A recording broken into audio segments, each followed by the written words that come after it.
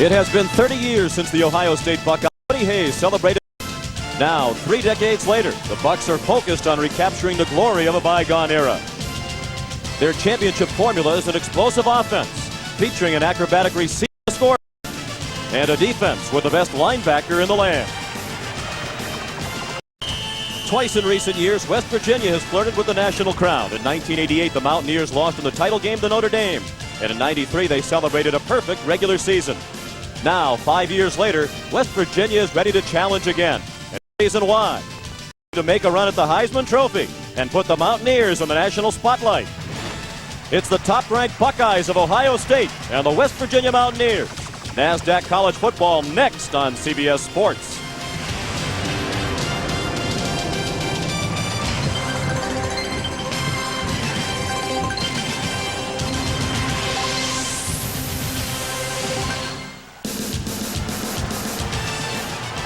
Darkness is beginning to engulf the Appalachian Mountains that surround Morgantown, West Virginia.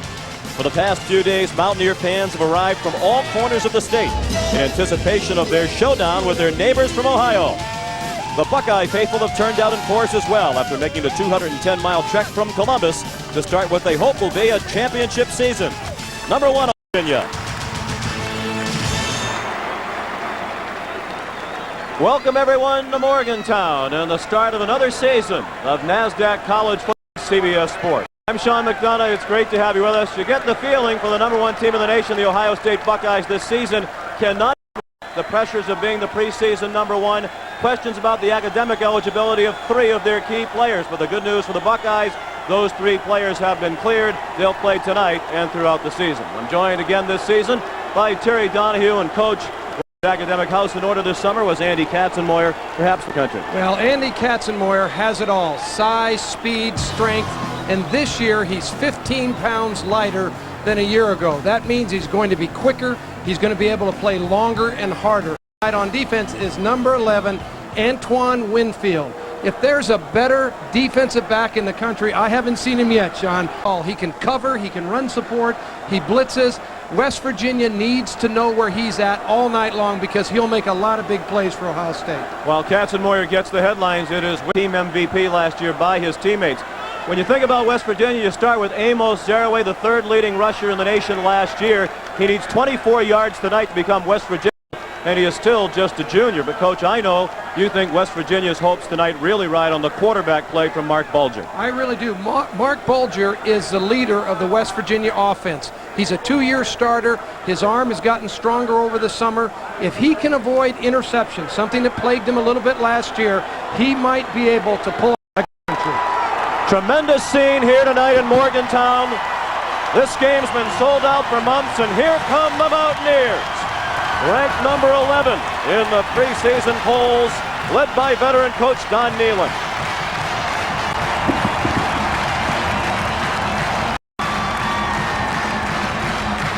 West Virginia 7-5 a year ago. They went to the CarQuest Bowl. And now entering the field, the number 1 team in the nation, the Ohio State University Buckeyes.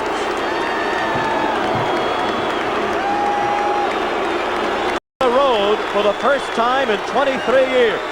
And John Cooper, their coach, says this is the toughest opening years in Columbus.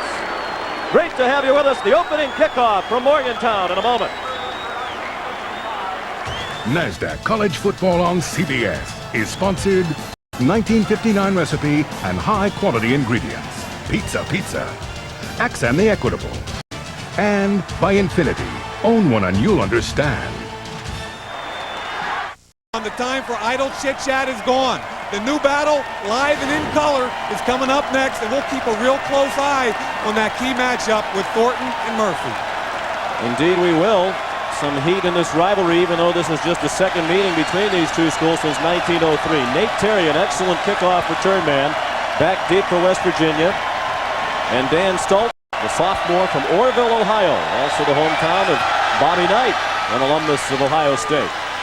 The kickoff down to the 4 and taken by Jerry Porter. And Porter across the 20. It looked like the Buckeyes might pin him in. Inside the 15, Ahmed Plummer chased 15 yards for Porter, the junior from Washington, D.C. begin the game on offense as Ohio State won the coin toss and deferred its decision to the second half. Marked the second season as starter. He surpassed all expectations for him last year as a sophomore. Now he's a junior. His hometown, Pittsburgh, Pennsylvania.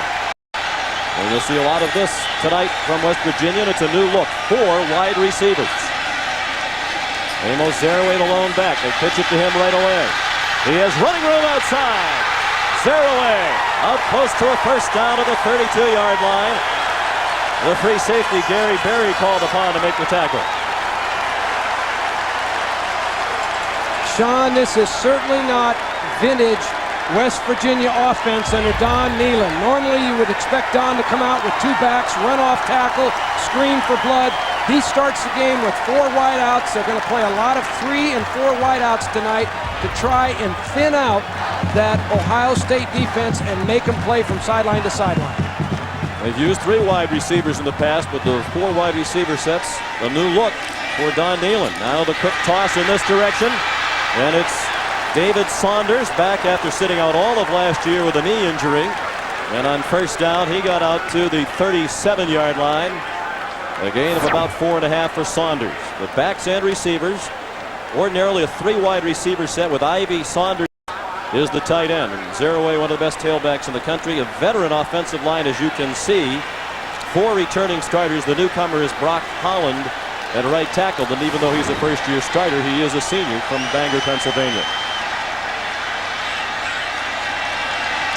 3 wide receivers and the 1 tight end. This is not vintage conservative Don Nehlen football. And there's Zeraway. Out to midfield and another first down for the Mountaineers. Sean, what's happening there? West Virginia came out with very large, spread that tough Ohio State defense out. Ohio State was one of the best teams in the country last year by having the safeties come down and always be in the tackling picture. By playing 3 and 4 wide receivers, you get those safeties out of the tackling picture, and by having wide splits, you separate those defensive linemen and those linebackers. Awfully good strategy right now by West Virginia on offense. We had a look at John Cooper, the Ohio State coach, always under the gun in Columbus, and perhaps even more pressure on him this year with the #1 preseason ranking. Bulger on first down, throws, has a man open, it's the tight end back. West Virginia impressive as it moves into Ohio State territory down to the 35-yard line. I'm sure that Ohio State, in their preparation for this game during two-a-days, did not anticipate this kind of a wide-open attack from West Virginia. It's going to take Fred Puggich, the defensive coordinator at Ohio State, some time to adjust to this. Here, Bulger, the quarterback, will sprint, and the tight end will just run across the field, and he'll find him over there after a little bit of a delay. It's just a little delay route to number 82, Anthony Beck, the tight end. He's wide open. A gain of 16 after Zeraway gained 12 on the ground. They go back to Zeraway, and he's in trouble. Stacked up at the line of scrimmage, perhaps even a loss of a half-yard. Mike Collins, a true freshman who's come in to play on the defensive front for the Buckeyes, made the play. Number 98. You'll see a lot of people up front. It's a very young defensive front for the Buckeyes. 4 sophomore start. Bailey Wayne Brown, who's playing with a broken thumb, and Brent Johnson. Outstanding linebackers, Niall Diggs, Andy Katzenmoyer, and Jerry Rudzinski, one of the captains of the Buckeyes. And they think they have the best secondary in the country with Winfield, Moore, Berry, and Plummer. Second down and 10. Just underway. First possession of the football game. Zeraway, another quick hitter, and he met Mr. Katzenmoyer. This has been billed as the battle of Amos and Andy. And they met head-on at the 34-yard line. Well, Andy Katzenmoyer, the great Ohio State linebacker that we talked about at the beginning of the telecast, West Virginia says they don't want to run away from him. They want to run at him. But you're going to see Katzenmoyer. He's quicker this year than he was a year ago. He's tougher. I think he's got the right mindset to have an All-American season once again. 6'4", 255 pounds. He was up around 270 last year. On third down and long, Bulger flips it out into the flat to Anthony Green. He's well short of a first down. Tackled by Jerry Rudzinski and Niall Diggs. And Don Nealon has a decision to make. He has an excellent place kicker in Jay Taylor. But this would be a long try, something in the area of 47 yards. Very little breeze in the stadium. It was a spectacular day in Morgantown today. The high in the mid-80s. It's expected to get down to the low 60s by the time this one is over. Taylor, the 47-yard try from the left hash mark. And it is good.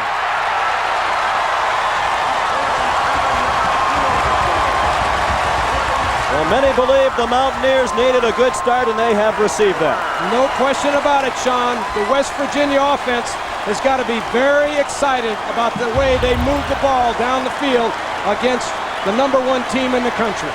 Jay Taylor from Hershey, Pennsylvania, makes it a sweet start for Don Nealon for the Mountaineers.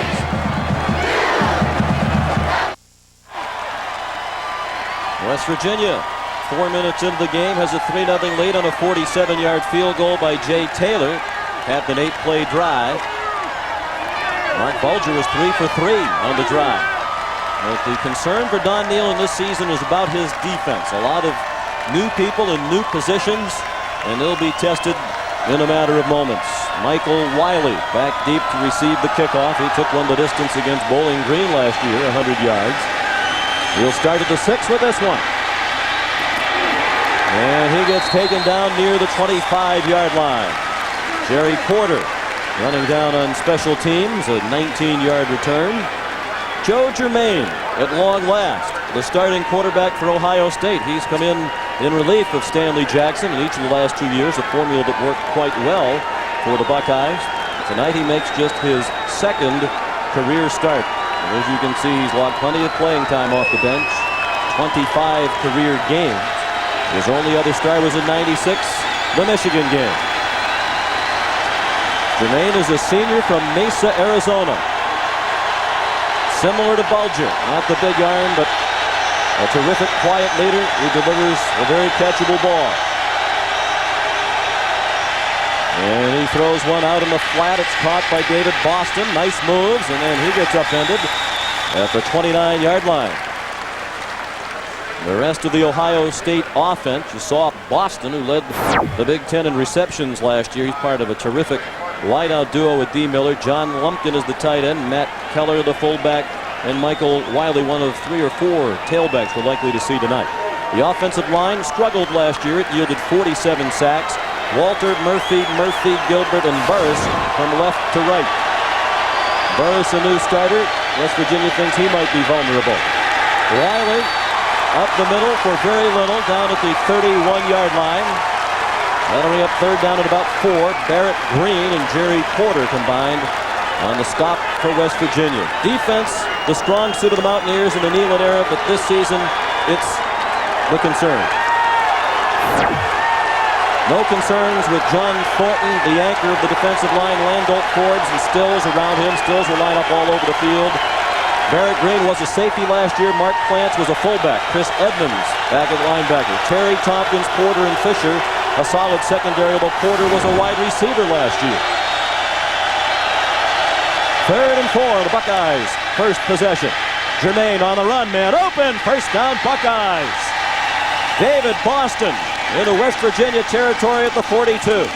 Sean, that was great strategy by Ohio State.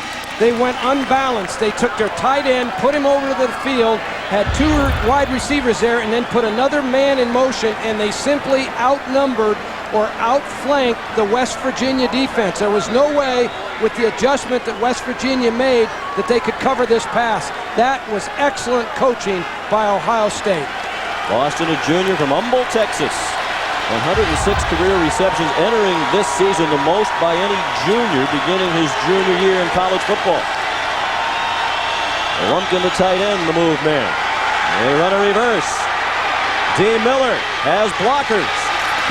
And a first down, or close to it, at the 32-yard line. Jerry Porter chased him out.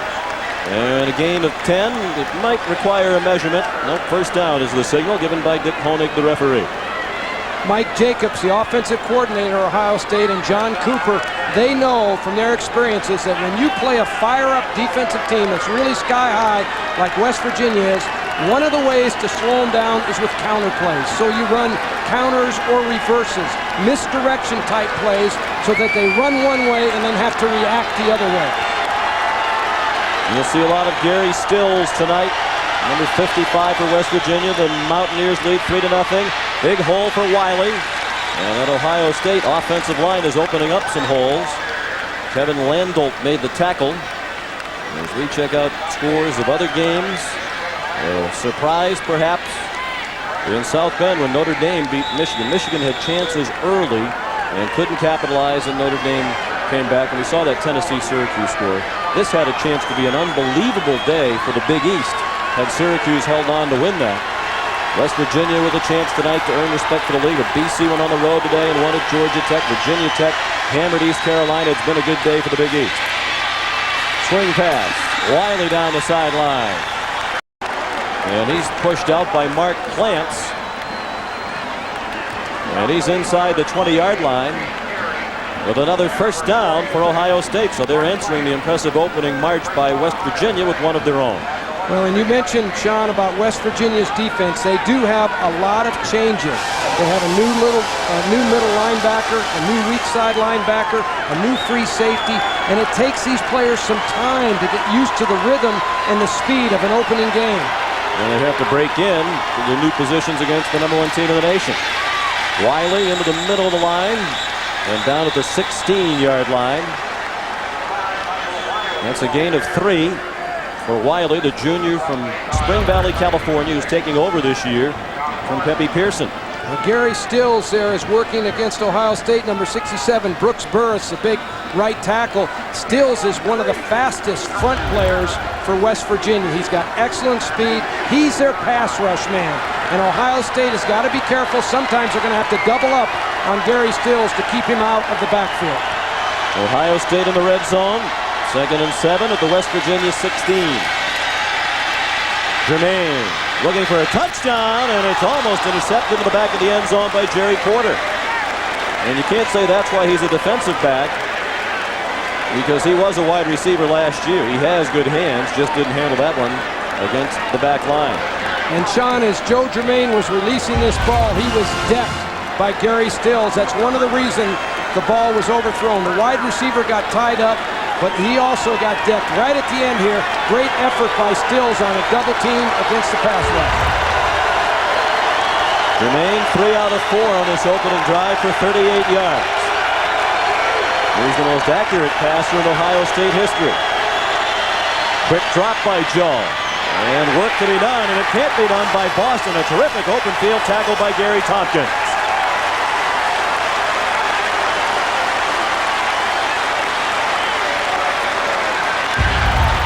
David Boston is the All-American receiver from Ohio State, and his favorite route is a little 5-yard out route. This is what he likes to do. Just run 5 yards, give me the ball, coach, and I'll do something with it. But on that particular play, Gary Tompkins, a strong safety, played it perfectly. Dan Stoltz converted 60% of his field goals last year. This is a 36-yard try. And his kick is good. Now each team marches into enemy territory, and each drive resulted in a field goal. 3-3 the score in Morgantown.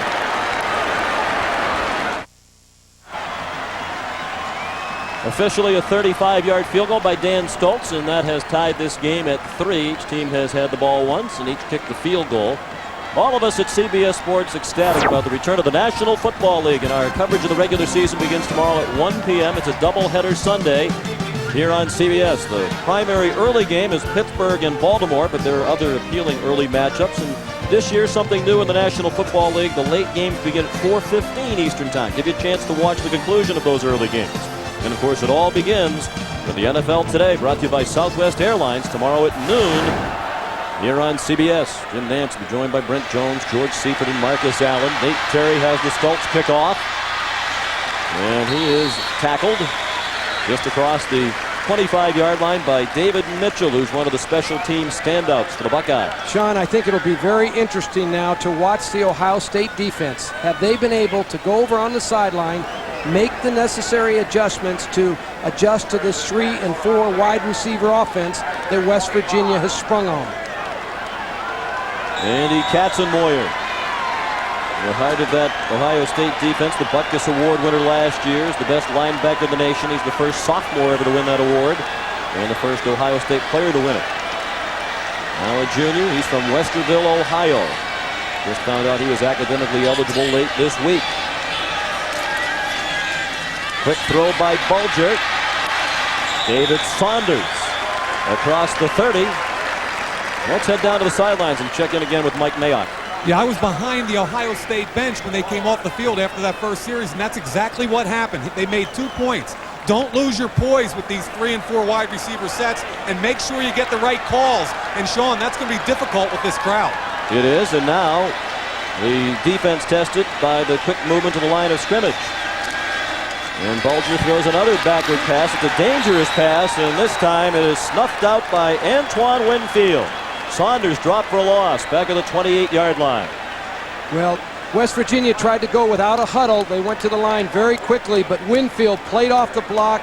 He moved on to wide receiver. He played the swing pass as well as you can play it. This is just a little swing pass. It's almost like a sweep. The quarterback just wants to throw it outside, get some space, let your good skilled players run with it. But Winfield up there with a big tackle.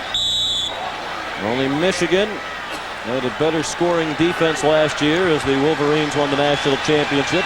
Now the 3 wideouts to the far side of the field. And zero away the lone back.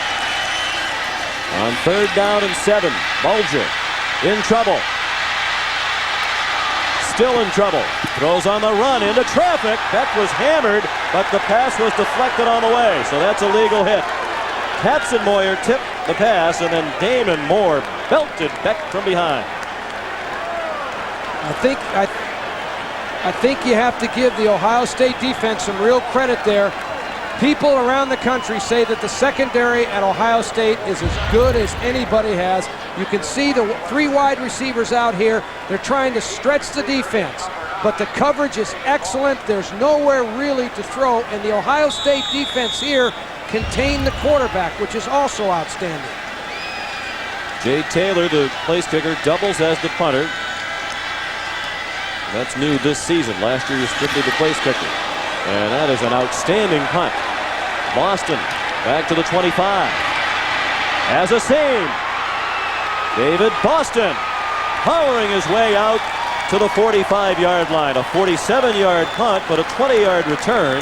When we visited with Boston earlier in the week in Columbus, he is a very strong young man. Tremendous chest. He's also injured, unfortunately, on the play. But he, in another era, might have played another position with the body on him. He almost looked like a linebacker to me, John. He certainly had spent the summer in the weight room. There's no question about it. And on that punt return, surely showed his courage. He's a fearless punt returner. And obviously, any injury to Boston, one of the best receivers in the nation, would be a serious blow to the Buckeyes. The tackle was made by Barrett Green, but Boston took Green and some others for a ride. David Boston just found a little crease in the coverage of West Virginia, and a lot of times a punt returner has to do it on his own. We'll check on the status of David Boston when we come back. 3-3 to score in the first quarter in Morgantown.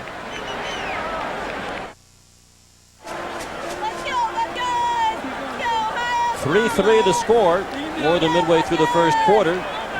Here at Mountaineer Field in Morgantown. David Boston walked off the field in his own power. He wasn't favoring any particular part of his body. And Mike Mayock has an update. Mike?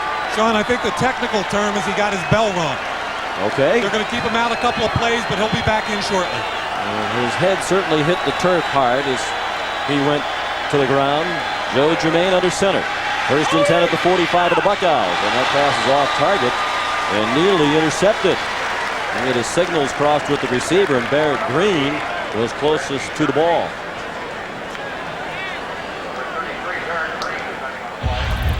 Well, Sean, thank goodness for headgears in football. When you play this kind of a sport, there's a real collision right there with that AstroTurf. And as Mike said, he's over there, his bell's rung a little bit, but most guys return after that. You know, they get foggy for a little bit, and pretty soon the trainers get them on their feet, walk them around, and if they're okay, to put them back into the fight. Reggie Germany, number 80, has been playing wide out in his absence. Up the middle, a big hole. Michael Wiley took on the tackler inside the 20-yard line. And he went out at the 19 after a 35-yard gain. Gary Tompkins saved the touchdown for West Virginia. When you're an I formation team, you want to try to get the ball as deep in the backfield as you can for when you have a back like Michael Wiley. He can see the creases that occur, and as he goes, he can see the vision. The offensive line kicks out. You can see the fullback here, Keller. He's the lead blocker. He'll make a good block, but Wiley will take it to daylight. He does a good job of protecting the ball. Michael Wiley came to Ohio State as a wide receiver. The first 3 times he touched the ball, he scored touchdowns at Ohio State. And here he goes again, looking for the end zone. Touchdown!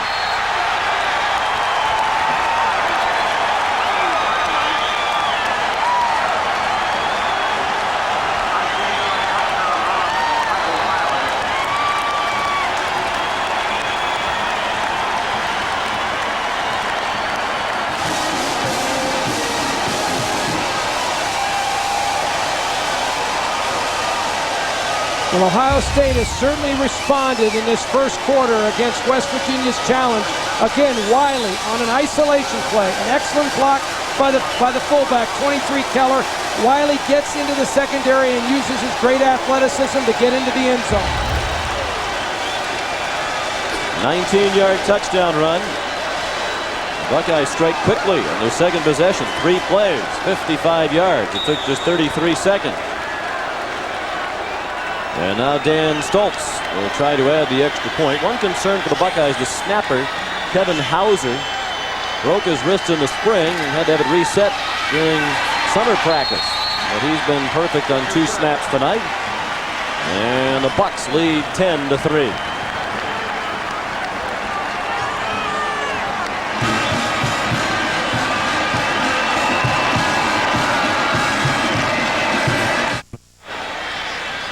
Back in Morgantown, Stoltz kickoff handled by Nate Terry. He slipped as he went to change directions, and Steve Belisari, the freshman playing in his first game for Ohio State, made the tackle at the 14. He came here as a quarterback and defensive back, has worked out at both positions in the preseason. You'll recall his brother Greg, Buckeye fans will, an academic All-American and a team captain at Ohio State, a linebacker for John Cooper, who's gone on to the National Football League. John Cooper was saying that Belisari will really be an outstanding player for him. He's thrilled with his athleticism and says he's been able to pick up the system very quickly. Can't say enough nice things about him. So West Virginia starts its 3rd possession deep in its own territory at the 15. They go back to Amos Zaraway, and he slides out near the 20. Took a bump from Winfield on the way down. Damon Moore, the primary tackler. The MetLife Blimp, Snoopy 1, is soaring high over Mountaineer Field here in Morgantown tonight. It provides you the aerial view of tonight's college football action. Look to the skies for Snoopy and the MetLife Blimp, and you couldn't have a nicer night to be up in a blimp.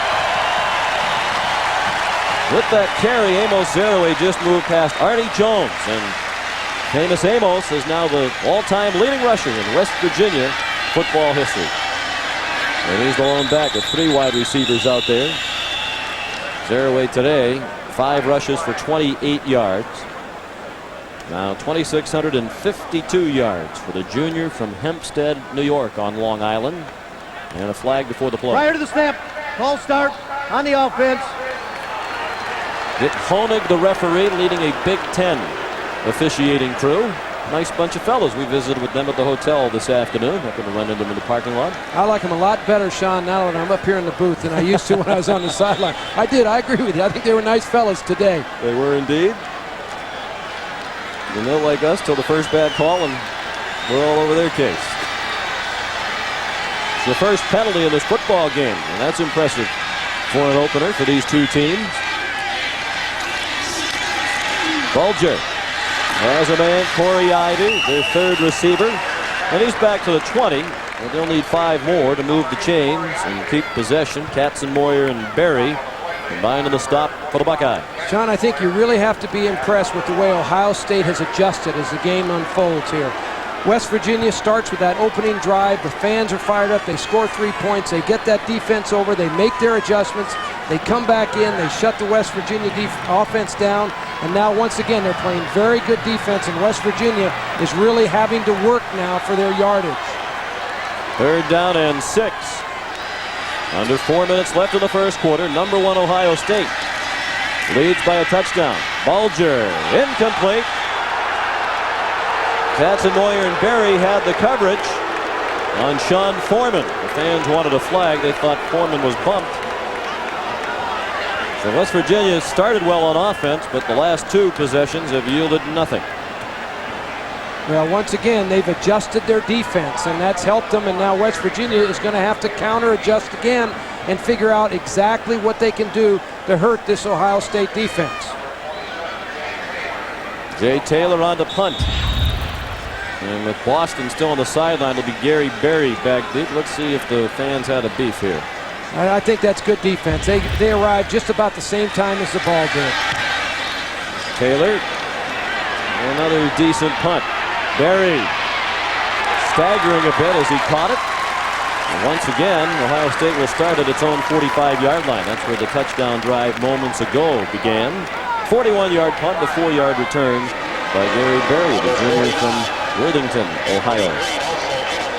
It's important now that West Virginia's defense can get organized and start to control the line of scrimmage. Ohio State came out the last time and really punched them out, really knocked them off the ball. West Virginia was concerned about that coming into the game. And Steve Dunlap, the defensive coordinator, he'll try to adjust now, get 8- and 9-man fronts up there to try and slow down the running game. Boston is on the field in this series for Ohio State. Joe Montgomery in at tailback trying to turn the corner. He couldn't, but he did knock down a couple of pins on the West Virginia sideline. There's Boston with his head cleared apparently. Gain of 1 for Montgomery. And the free safety, number 11, Gary Tompkins, he's the one that came over and made that stop. Again, I think you're going to see West Virginia with those safeties in and out, a lot of 8- and 9-man fronts even at times, and try and say, hey, Ohio State, you're not going to run the ball at us. You're going to have to beat us strong.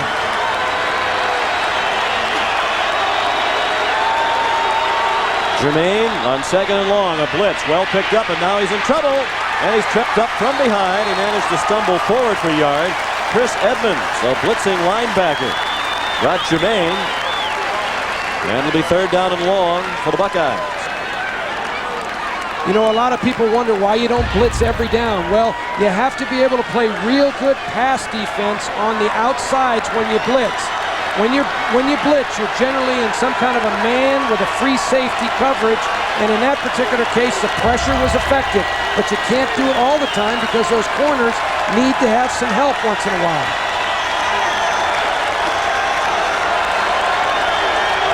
Third and 8. Play clock down to 3. And a whistle and a timeout called by Joe Germain.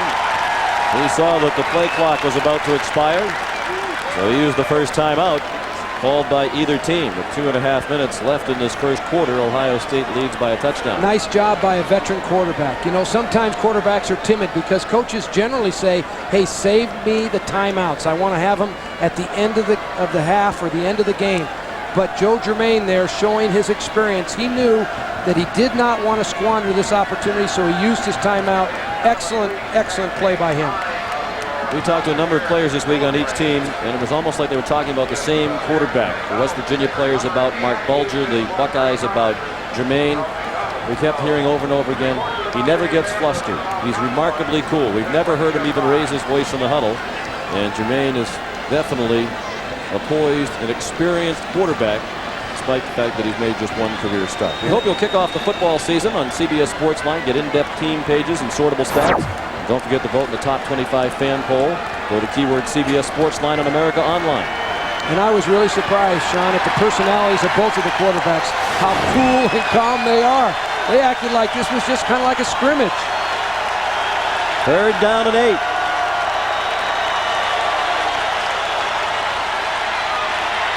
Germain with plenty of time has his man. First down for D. Miller into Mountaineer territory at the 39-yard line. Charles Fisher had the coverage, but Miller won that battle. Well, not only do you have to defend David Boston, you have to defend D. Miller when you're trying to line up against Ohio State. And here Charles Fisher is just covering him man-to-man, and it's an excellent route. D. Miller acted like he was going to go inside, then all of a sudden snapped it out, and it was a well-timed throw by Joe Germain. Miller's a senior from Springfield, Ohio. Lingered on the bench for his first 2 years, but came on last year. Joe Montgomery ahead for a short gain to the 38-yard line. Perhaps a pickup of 1. Talk about cool Joe Germain. His composure never tested more than on the game-winning drive at the Rose Bowl in 1997. As Ohio State scored in the final moments, David Boston on the receiving end. And the Buckeyes held on to beat Arizona State, cost Bruce Snyder and his team a chance at the national title. And the Buckeyes finished number 2 in the nation. And he came off the bench in that game to lead the winning drive. Montgomery the lone back.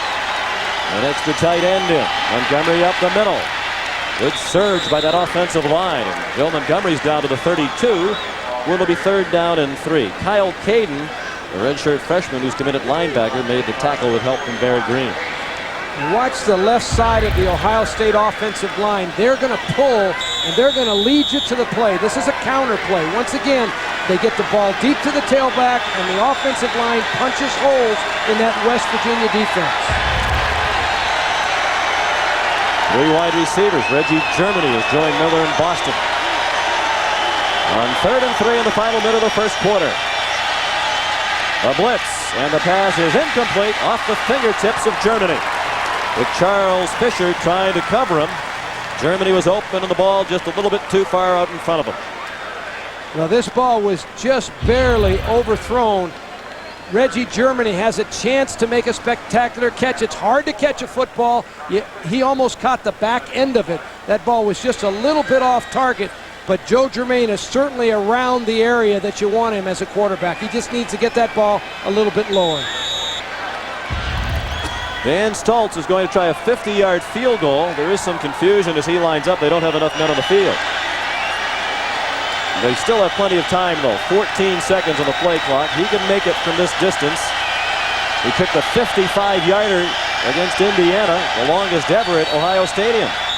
But now a flag is thrown, and the West Virginia players indicating the Ohio State line move. When you have to give Stoltz some credit, you always want your kicker or your holder to count the number of players that you have on the field. Substitution Prior to the snap, false start on the offense, 5 yards, still 4th down. Substitution problems occur, but you never want to run a play with 10 guys, and that was excellent by the Ohio State team. First penalty on Ohio State. It could cost them 3 points as now John Cooper sends the punter out. And Brent Bartholomew will punt for the first time. He led the Big Ten last year with a 45.2-yard punting average. He was a senior from Apopka, Florida. And he's looking to pooch it with a line of scrimmage, the 38-yard line. Picks it straight up in the air. And out of bounds along the sideline. And a job well done by Bartholomew. The ball will be placed at the 6-yard line. John Cooper's going to be very upset about that procedure penalty on his field goal team, but he's going to be happy with the fact that his pooch punter was able to put that ball inside the 10-yard line, back West Virginia up, and who knows, if West Virginia doesn't get at least 1 or 2 first downs, the odds are in favor of Ohio State getting the ball and scoring.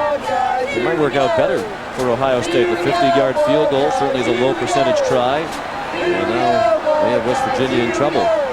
We look at scores on the CBS Sports Wire. Did I see that score correctly? Boy, it went by fast, but I think that's correct. North Carolina was getting beat. Lost to Miami of Ohio, or is losing. We'll confirm that score.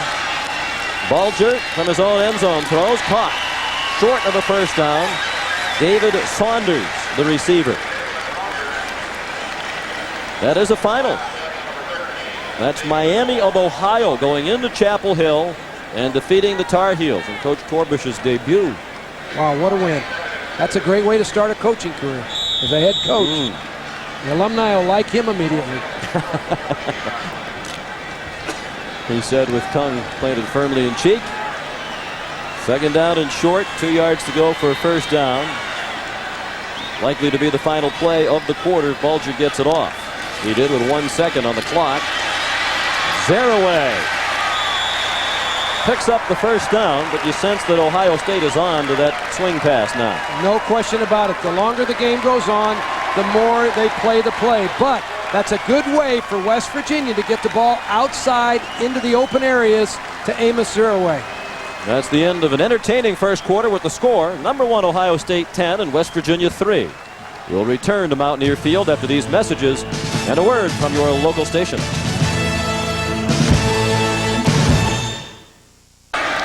"13 yards for Zaraway. Now an option look from West Virginia. And Zaraway has a few more. Out near the 34, he was upended by Antoine Winfield. Zaraway born in Ivory Coast in Africa. His father, a commercial photographer, moved to this country a few years ahead of the rest of the family. Amos came over when he was 8. Played soccer until the 9th grade. He got tired of his friends teasing him about not playing football. He told him soccer was not a manly sport. He started playing football in the 9th grade wearing sneakers.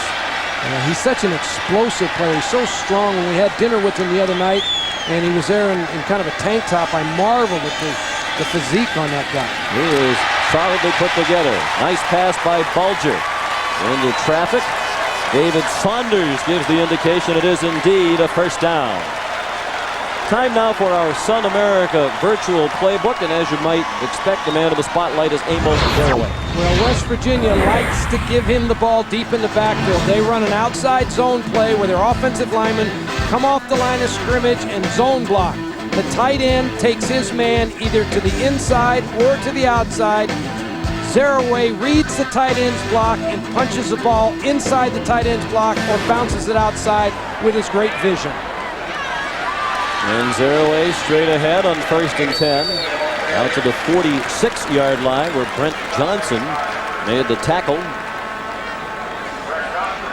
And Sean, that virtual reality play that we just looked at there, Zaraway has already run it about 3 or 4 times today. They like to get him the ball and let him use that tremendous cutting ability that he has in his vision. 3rd in the NCAA in average yards per game at 150.5 last year. Ricky Williams and Amon Green of Texas and Nebraska respectively, the 2 players ahead of him. 47 yards rushing on 8 carries for Amos tonight. Bulger smothered back inside the 40. That's the first sack for Ohio State. Mike Collins led the surge with Rodney Bailey. They are a true freshman and sophomore respectively as a part of this very young Buckeye front. West Virginia was trying to throw that swing pass that you referred to earlier. They were trying to throw it again. Ohio State had it smelled out beautifully. And the nice thing that Bulger did, he pulled the ball down, protected it. He didn't have a costly turnover that really would have hurt his football team. John Cooper, Katz and Moyer and Rudzinski blitzing from their linebacker positions as well. Timeout called by Mark Bulger. He limped to the sideline. West Virginia down by 7 in the second.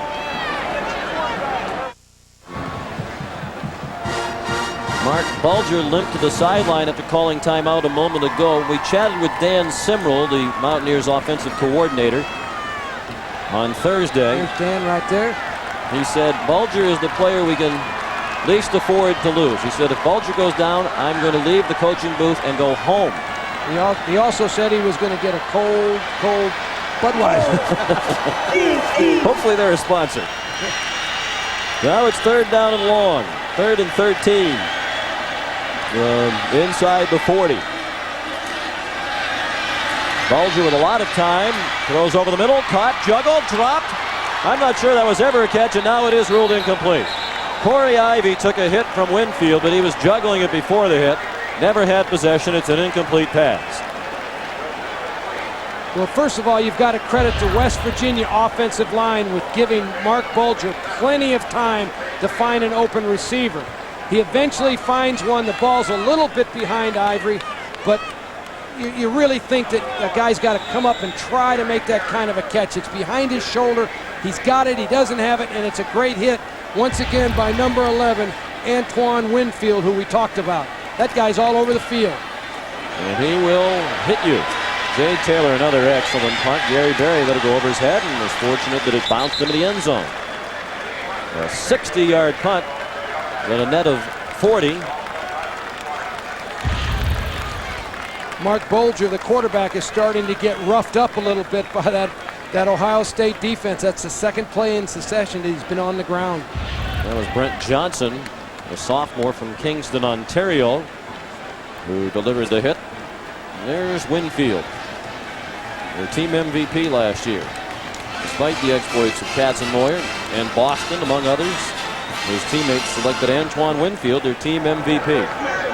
And Coach Cooper said he was without question the best player on the field on either team in the game against Michigan last year. He's a fabulous player. You have to know where he is all the time. You just have to be able to find him with your quarterback. I formation, the big true freshman Jamar Martin in at fullback, and he leads the way for Wiley. Martin really the third fullback, but he's the first fullback that they've had in a few years, Coach, who's really the prototypical Ohio State fullback, about 250 pounds, who just wants to bury somebody. Well, John Cooper was telling you and I on Wednesday when we watched Ohio State practice that this young fullback, he can be the guy that goes into the future and becomes the ram blocker, someone that can knock a linebacker out of there and open up those holes. He's so physical. I bet you he's about 250. You want to know the truth? That's what he looks like to me. In fact, Coach Cooper said he's a little bit out of shape and a little bit too heavy as he begins his career. Meanwhile, Jerry Porter is the man down for West Virginia. The junior from Washington, D.C. He made the transition to free safety this year from wide receiver. He played last year and caught 13 balls. And he is a tremendous athlete. Coach Steve Dunlap told us he has a 43-inch vertical leap. And you know, I know Steve's up in the press box now just wondering, you know, we can ill afford to lose any players. When I watched West Virginia practice, I thought their first defensive unit was very solid, but they don't have the depth that you really need, and you can ill afford injuries. Timeout with 11:48 remaining in the first half. Ohio State leads by 7. Down here in the bowels of Mountaineer Field, we're coming up on the College Football Today halftime report. We'll have all the scores and highlights. The Big Pony and Lou Holtz are ready to go. We'll also tell you what we think of that bowl championship series, Sean. All right, Tim. We welcome Tim Brando to the pregame and halftime shows this season. Our friend and colleague Jim Nance goes on to the NFL today. There's Porter back on his feet. He walked off under his own power and looked like he was just a little bit woozy after some contact on the last tackle. And that's the report from the sideline, just the wind knocked out of him. 2nd and 5. Play action fake by Joe Germain. He's going very deep, looking for D. Miller, and it is caught. A terrific catch by Miller. Perlo Bastine had excellent coverage, running stride for stride. So that's a 42-yard gain.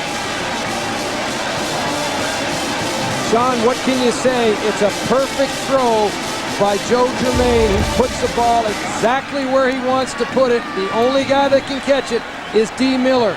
Perlo Bastine is playing man-to-man coverage. He's running as fast as he can. There's a little contact, but it's great concentration right there by D. Miller. That's excellent concentration on the ball, and he pulls it in. Jerry Porter right back onto the field for West Virginia. Germain forced to move out of the pocket, and he goes out of bounds at the 31-yard line, and it was Porter nearest Germain as Joe went out of bounds. You know, Sean, I think it's interesting. So far, I haven't heard you say a lot about John Thornton, number 96, a big nose tackle from West Virginia.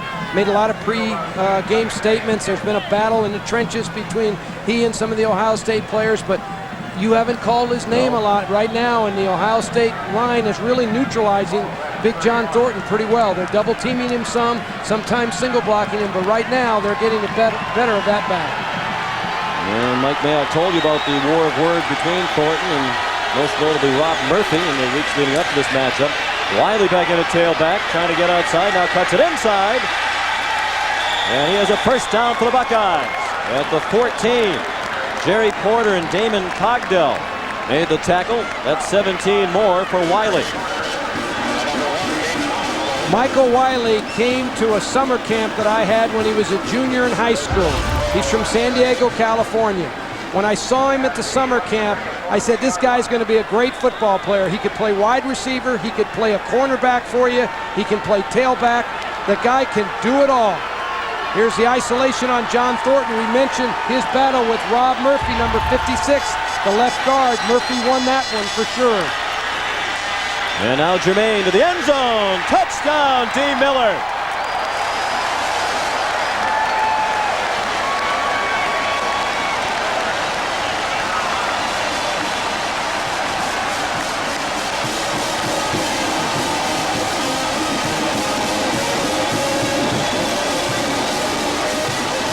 A 14-yard touchdown pass by Joe Germain to D. Miller. First, Joe Germain hits D. Miller on a streak. Now he hits him on a post. He acts like he's going to go deep, breaks inside. It's a perfectly timed throw. Part of it is the timing of the throw. It was executed well by Ohio State. John Cooper excited to get a little breathing room against this aggressive West Virginia team. And Stoltz adds the extra point. And the number one team in the nation is looking like it now. Ohio State by 14 with under 11 minutes remaining in the first half. Ohio State leads 17-3. Here's Mike Mayock. Hey, Sean, before the game I spoke with Dave Kennedy, the strength and conditioning coach for Ohio State. Asked him if there was one guy that's different from everybody else on the team in terms of work ethic. And he said, without a doubt, it's D. Miller. The guy got his 40-yard dash time down to 4.5 for the pro scouts last year. And it's a guy that wasn't blessed with great natural speed. Apparently his work ethic is just tremendous, and they love him. He's had an interesting career in Columbus, was very highly touted coming out of high school in Springfield, Ohio. Stoltz kicks off, and it's a short one. Caught on the run by Jerry Porter. And he's banged down at the 31-yard line. They're diving on the pile. As the ball came out, the Buckeyes say they have it.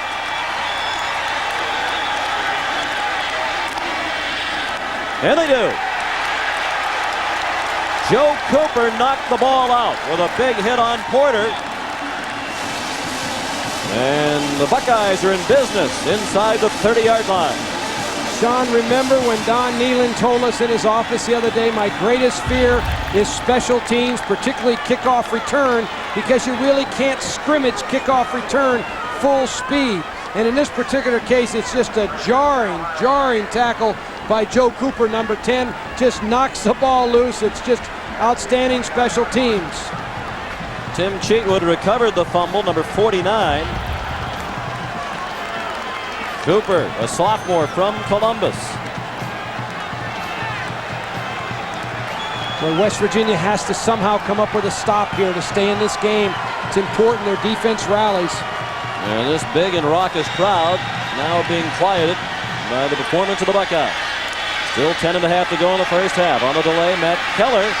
He was a tailback in high school with the great Cincinnati Moeller program. And he ran like a tailback there. Close to a first down. He appears to have it at the 18-yard line. I think what we've seen from the middle of the first quarter on is the Ohio State offensive line taking control of the game. They're the ones that are punching the holes in that defense so that Michael Wiley or a player like Keller can get those yards. There's a lot of space in that defense right now, and Don Nehlen's got to be concerned. It is 1st and 10. And Keller the lone back. 2 tight ends into the game. Quick pop, and that's dropped by D. Miller. We're telling the story of D. Miller, very highly touted coming out of high school. Some articles referred to him as the next Chris Carter at Ohio State. But in the first 2 years in the program, he languished on the bench, wasn't very confident, couldn't get the attention of the coaches. It was only last year that he really blossomed. He had 58 catches last year as a junior. He had 15 catches in his first 2 years combined. The senior combined with David Boston last year for 131 catches. And on the practice field, when we watched him practice, he was a great worker. He really gave effort in everything that he did, just like Mike Mayock reported to us. On 2nd and 10, Bill Montgomery juggled the pitch for a moment, and he gets belted behind the line of scrimmage. He might have managed to work his way back to the line. Gary Stills and Nate Terry, the primary tacklers. Well, John Thornton, he's in the middle of this defense. He's with the trench warriors in there. He's just trying to battle. This is a good play by Thornton. They tried to scoop block him. He got off the block, went over there and made the play. It's an excellent play. John Thornton won that particular battle. And here Gary Stills, the pass rusher, he gets mauled here by the tight end. Just a big old physical tight end on you, 270 pounds. Stills isn't that physical. Steve Wisniewski took Stills down. 3rd down and 10. Jermaine throws quickly, and it's incomplete. Errant pass off the hands of Boston. So the defense for West Virginia rises up after the fumble on the kickoff, and it will hold Ohio State to a field goal trap. You know, as good as David Boston is, I've seen him drop some balls. Against Michigan, he was open 2 or 3 times, dropped the ball. This is not a real great pass. It's a little bit off the mark, but you'd like to see him go out there with that one hand and somehow bring it in there and make that catch if he's going to be an All-American player. You can see Chuck Stobart there, the wide receiver coach, saying, hey, you've got to make that catch for us. We need a big play. Dan Stoltz from a tough angle from 36 yards. No problem for Stoltz.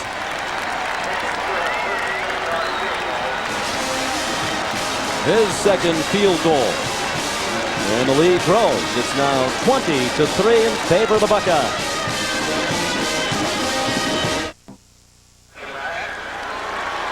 Dan Stoltz's second field goal of the game has given Ohio State a 20-3 lead. Stoltz has had quite an experience at Ohio State, not all of it pleasant. When he first arrived on campus, he immediately lost about 30 pounds. He said he thought it was just the adjustment to college life, different schedule and eating habits. He found out after he visited a doctor that he actually had Graves' disease, an overactive thyroid condition, and he had to have his thyroid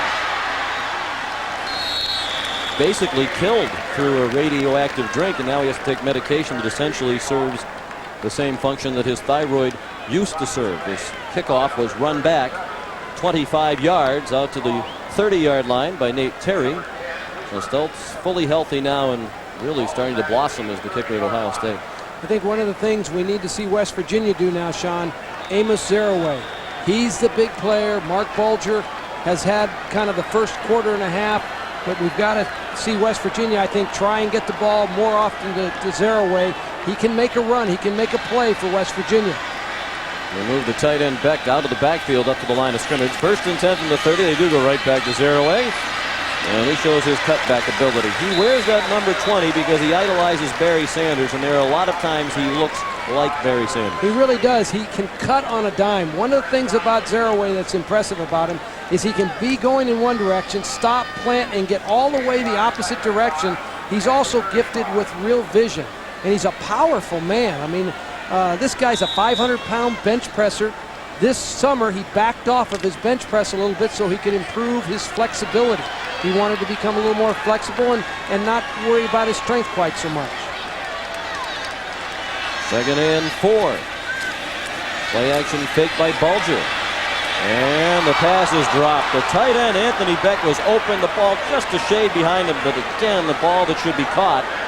And it'll be 3rd down and 4. Well, it's a little misdirection play. It's a nice call by West Virginia. They get the Ohio State defense moving in one direction, come back with the quarterback, and Anthony Beck, a converted wide receiver. We're looking at a guy coming out of high school that was a wide receiver.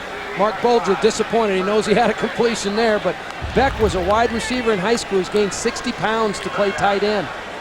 He was under 200 pounds when he came on his recruiting visit. He's now listed at 255, a junior from Drexel Hill, Pennsylvania, near Philadelphia. That would have been an easy 1st down. Now they're in possession. Down, and it's batted down. Gary Berry, the safety who blitzes frequently, came on a blitz that time and knocked down the Bulger pass, and the drop pass really hurt the Mountaineers. Gary Berry came on the blitz, as you mentioned. He comes from this side of the screen. Over here, you'll see him, number 1 right there. He's unblocked. He gets his hands up, does a great job. Mark Bulger has to throw hot off him. No one's going to block him. The quarterback's responsible for him, but it's just a great defensive play. Outstanding. Jay Taylor in the punt. And it's Berry back deep for Ohio State. This crowd quite quiet now, with Ohio State leading 20-3. Nearly midway through the second quarter. Line drive kick, another bomb by Taylor. This time he gets a good bounce. He used the Bellata ball that time, and it was down by Porter at the 11-yard line. A 53-yard punt and no return.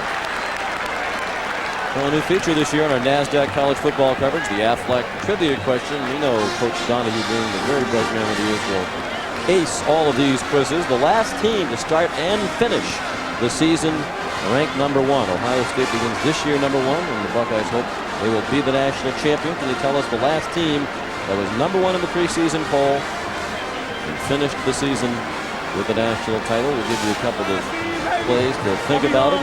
I might need a little more time than that, Sean. There have been 8 teams that have done it. A little bit of a clue there, not much for it. Our viewers are very smart. They don't need the help. Michael Wiley on first down from the 11, tackled by Gary Tompkins. And Wiley advanced the football to the 15-yard line. See what happens to you, Sean, when you're West Virginia. You have to get a player like Tompkins up into the front to make those tackles. He's a safety man. That means your corners are out there all by themselves, and they're trying to cover D. Miller, and they're trying to cover David Boston and those kind of guys. And eventually, the Ohio State coaching staff will say, hey, let's put one up there and see if they can cover him, just like they did earlier. That's where your defense really gets stretched. That's what Steve Dunlap, the West Virginia defensive coordinator, said he expected. Pound, pound, pound, and then they'll throw long at least once a quarter. Wiley couldn't get back to the line of scrimmage. Gary Porter up from his safety spot. Chris Edmonds also at the bottom of the pile. And it'll be third down and long for the number 1 team in the nation. Well, this is excellent defense on this particular play by West Virginia. It's just a toss play to the tailback, but the West Virginia defense, you can see that swarm of black shirts going out there. They really pursue the football, and that's what you want. You want that kind of gang tackling and strip that ball loose. That gets you back into the ball game. Wiley still having a big half. 9 rushes for 89 yards. Looked like he was pondering throwing that ball for a moment. Jermaine on third down. Wiley has to do a lot of work, and he can't get it done. Well defensed by Charlton Forbes and Mark Plants. Plants was the fullback last year, starting at middle linebacker, and his grasp on that starting job is a little bit shaky. Don Nehlen looking at other possibilities, and Charlton Forbes, the backup nose man last year, now a senior and a first-time starter. Well, Plants, the middle linebacker, 46, you can see him moving to his left. He's the one that gets out here and makes a good hit. As you mentioned, he's a converted fullback. It takes a while to get used to playing in the middle of a defense with all that goes on in the trenches. And Bartholomew will punt for the second time. Herbo Bastine waiting for the punt. Low line drive kick. Bastine foregoes the fair catch. Dances inside Ohio State territory, and he gets knocked out of bounds back at the 46-yard line. Central McClellan made the tackle for the Buckeyes. 41-yard punt and 9-yard return. Craig Silver, our producer, has decided that you've had enough time now. And we don't want to allow cheating. If you give them too much time, they go to the books and maybe they try to look up the answer to the Aflac Trivia question. The answer is Florida State, the Seminoles, number 1 in the preseason, and they won the national championship in '93. They actually lost that ranking for 1 week when they lost to Notre Dame, but they came back the next week and regained it and won the national championship. First and 10. They're at the Ohio State 46. The Mountaineers could really use a score here to get some momentum. Zero-way straight ahead. Near the 43-yard line, Jerry Rudzinski and Central McClellan combined to stop the smiling zero-way. As you mentioned, Sean, this is a critical series because the defense played very well that series for West Virginia, one of the better series of the games for them. Now, if the offense can capitalize, they have excellent field position. They have a short field to play on, and if they can just get some points, get a little momentum going into halftime, you're still in the game, and the longer you can live as an underdog, the better you can play. On second down, the option, he had to pitch it, Zeraway. Tripped up at the 40-yard line by Antoine Winfield, living up to his All-American billing.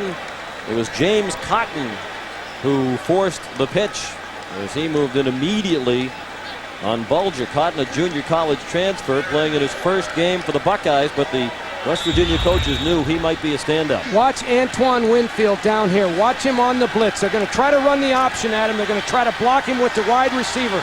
He reads it. Now watch him get off the block. He defeats that block and immediately makes that kind of a play. It's a battle that the wide receiver and the defensive back play all night long. On that particular play, Winfield certainly won. The big 3rd and 4 upcoming. Mark Bulger wants to make certain they have the right play called, so he has used the timeout. 4.5 minutes remaining in the first half. The Mountaineers down by 17.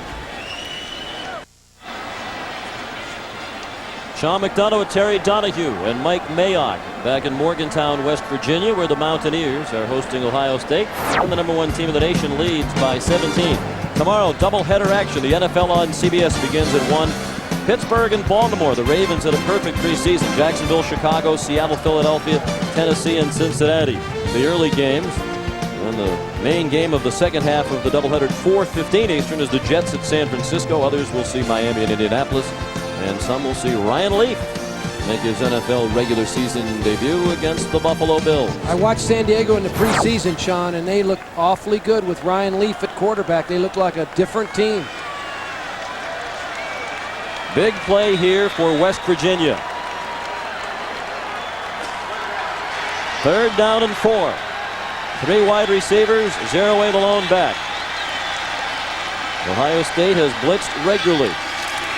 They have a lot of men up on the line here. Zeraway lost the football, but he's ruled down by contact shy of the marker. He's about a yard shy of the first down. That was a very close call. Looked like that ball might have been sliding out before Zeraway hit the ground. It was close.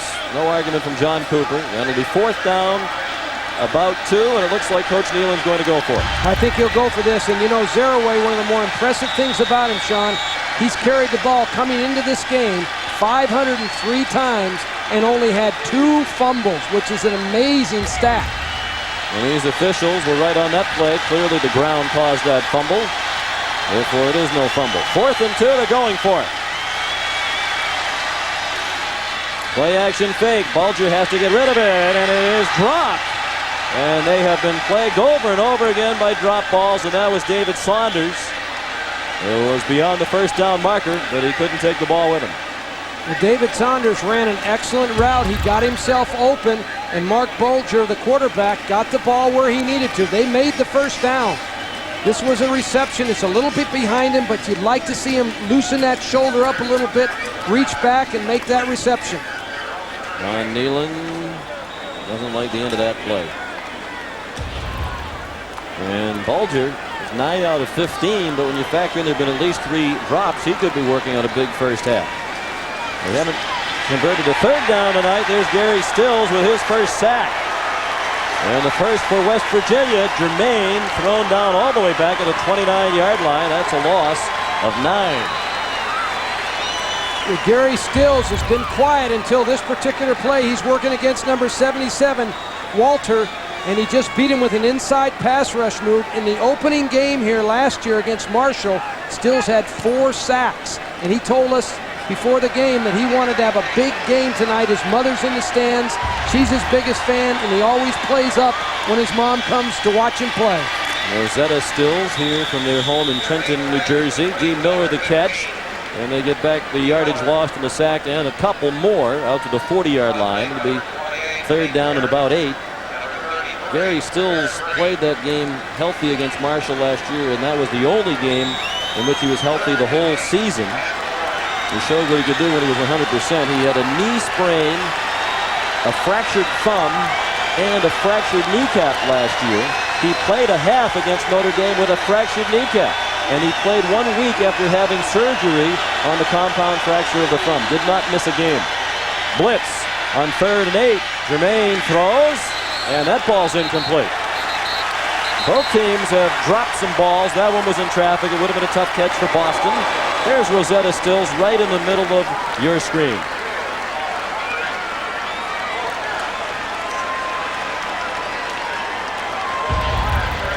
David Boston with great concentration on the ball, has it for a minute, then all of a sudden it slips through his hands. He knocks it down with his hands. Gary Stills getting excited. Another good series for the West Virginia defense. Brent Bartholomew to punt. 10 men up on the line for the Mountaineers. Nate Terry, the lone man back. The senior from Homestead, Florida. Bartholomew got it off under pressure. Terry called for fair catch. Let it bounce, and it rolls out of bounds at the 19. A 41-yard punt. And no return, and just one timeout left for West Virginia now with 2:05 left in the half. The MetLife blimp has been providing aerial coverage of sporting events and television specials throughout the United States since 1987.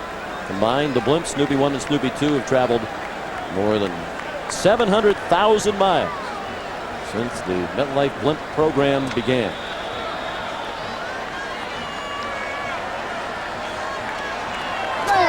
We're billing this game here in Morgantown as the game of the decade. You mentioned they've never defeated the #1 team. Last time they played the #1 was Miami in '92. Well, and you know, I'm a little bit surprised that West Virginia's offensive line hasn't held up a little bit better against Ohio State's defensive line. Ohio State has a young defensive line, a very young line. Bulger threw it away. John Cooper saying that should be grounding. And there is a flag down, but it's all the way across the field on the near sideline, not from the official you'd expect to call grounding, and the ball went all the way to the other sideline. I think John feels that who was the eligible receiver in the area. John Cooper might have been. See, he knows. John knows there was no one out there, but they're not going to give him the call. Not that call. Preliminary indication was for an illegal procedure against West Virginia. Bulger on the scramble here. He gets outside the pocket, but there's really no one out here at all where he's throwing the ball. On the offense, only 6 men on the line of scrimmage. 5-yard penalty, still first down. Ohio State really has a case there for grounding. Yes. Illegal formation to call. Ohio State accepted the penalty, so it'll be first down. 15 back at the 14-yard line. Bulger 9 out of 15, but with some drops. He's out of Central Catholic High School in Pittsburgh, the same high school that produced Dan Marino. Bulger, good work by the line. Finally, a ball caught, and it's David Saunders near a first down, but short of it. Therefore, the clock will run, and it'll be second down and about 2. Saunders comes to the inside on an inside route. He just runs right across the inside of that Ohio State defense. They're in a zone defense, and he finds a little window there and gets up the field. It's a nice play by Bulger and Saunders. Second down, a long one. Under a minute and a half remaining. Just one timeout for the Mountaineers. They trail by 17. Bulger looking for Ivy, and he was well covered by Antoine Winfield. Boy, I'll tell you, Antoine Winfield was in his hip pocket. It was a well-designed play by West Virginia. They sprinted the quarterback to the right. Then all of a sudden he stopped, threw back to the left. A lot of times defenses collapse with the movement of that quarterback, and they lose their relationship on the field. But not Winfield, number 11. He was right where he needed to be. Coming up at halftime, Tim Brando, Craig James, Lou Holtz. All the scores and highlights on college football today. Brought to you by AXA and Equitable on the halftime report. Those gentlemen are here in Morgantown. Draw for Zerouet. He's going to run for a touchdown, perhaps. Almost broke it. It was Damon Moore who slowed him up enough to allow the rest of the defense to respond. It's a gain of 19. Moore winded and wants to come out after preventing the touchdown. Sean, I thought for a second he had a clear run to the end zone, but the Ohio State defense really closed on this. It showed the speed of the Ohio State defense. Amos Zaraway had a chance to make a long run, and they just had such outstanding team speed. They were able to make it a good run, but not a great run. And again, that running style looked like his idol, Barry Sanders. Up to 80 yards on 13 carries. Dan Simmel, the offensive coordinator, said they want him to touch it 25 to 30 times every game. He has one reception. Bulger throws, man open! Pat Green down to the 4-yard line. First time they've thrown to Green, and Gary Berry saved the touchdown.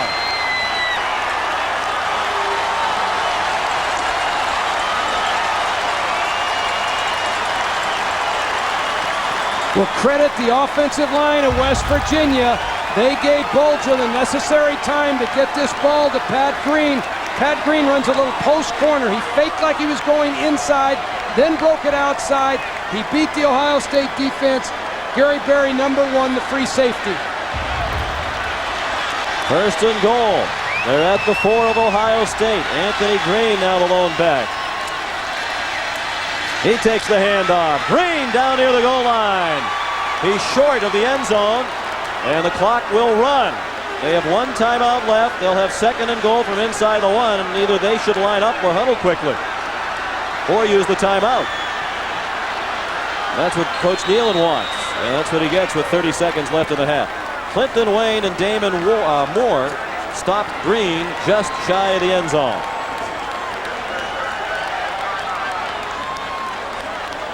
Last timeout used by West Virginia with a half a minute left in the half. And this is a little outside veer play that we talked about it earlier in the telecast. There's a seam in the Ohio State defense awfully close to getting that ball in the end zone. It's about less than a yard to go to the touchdown stripe line. Well, clearly he was down and then bounced to the goal line. These officials have been excellent tonight. We're not just saying that because we did see them in the parking lot earlier today. Well, they've done a good job with this game so far. The Mountaineers ready to shoot. You know, Sean, Andy Katzenmoyer, haven't heard his name as much as I anticipated coming into the game. I thought that he'd be more involved in the defense, at least in terms of tackles made and those sorts of things. We have to wonder about his frame of mind. So much attention on his academic struggle. He had to pass 3 courses: golf, AIDS awareness, and music appreciation. He was ridiculed in a lot of national publications as a result of that. But people who do that don't understand the whole picture, which includes the fact that Ohio State has had more academic all Big Ten football players in the last 5 years than any other school in the conference. 57 all academic Big Ten players in the last 5 years. No question. They have a great school, and that happens to athletes. At every school. At every many schools, anyway. We shouldn't say every school. I kind of disregard some of that. Andy Katzenmoyer came to Ohio State, wanted to be a great football player, and he is. He is a great one. And movement along the line for West Virginia, and that's a huge play. False start on the offense. 5 yards. Repeat the down. I would assume here, Coach, that they have 2 plays called, because if they don't score and they don't stop the clock by going out of bounds on an incompletion, they need to be ready to go. No question. You have to be able to call 2 plays, or you have just a pass play and you're going to get rid of the ball. You tell your quarterback, whatever you do, you don't take a sack in this area. It appeared that the right tackle, Brock Holland, number 69, was the culprit there. Critical error down there in the goal line area. Now they go out of the shotgun. Tight formation. 4 wide receivers into the game. And Zaraway stays in the block. Bulger would be wise to throw it away or find somebody. Throws it into traffic, and it is caught! A touchdown! What a play by Sean Foreman!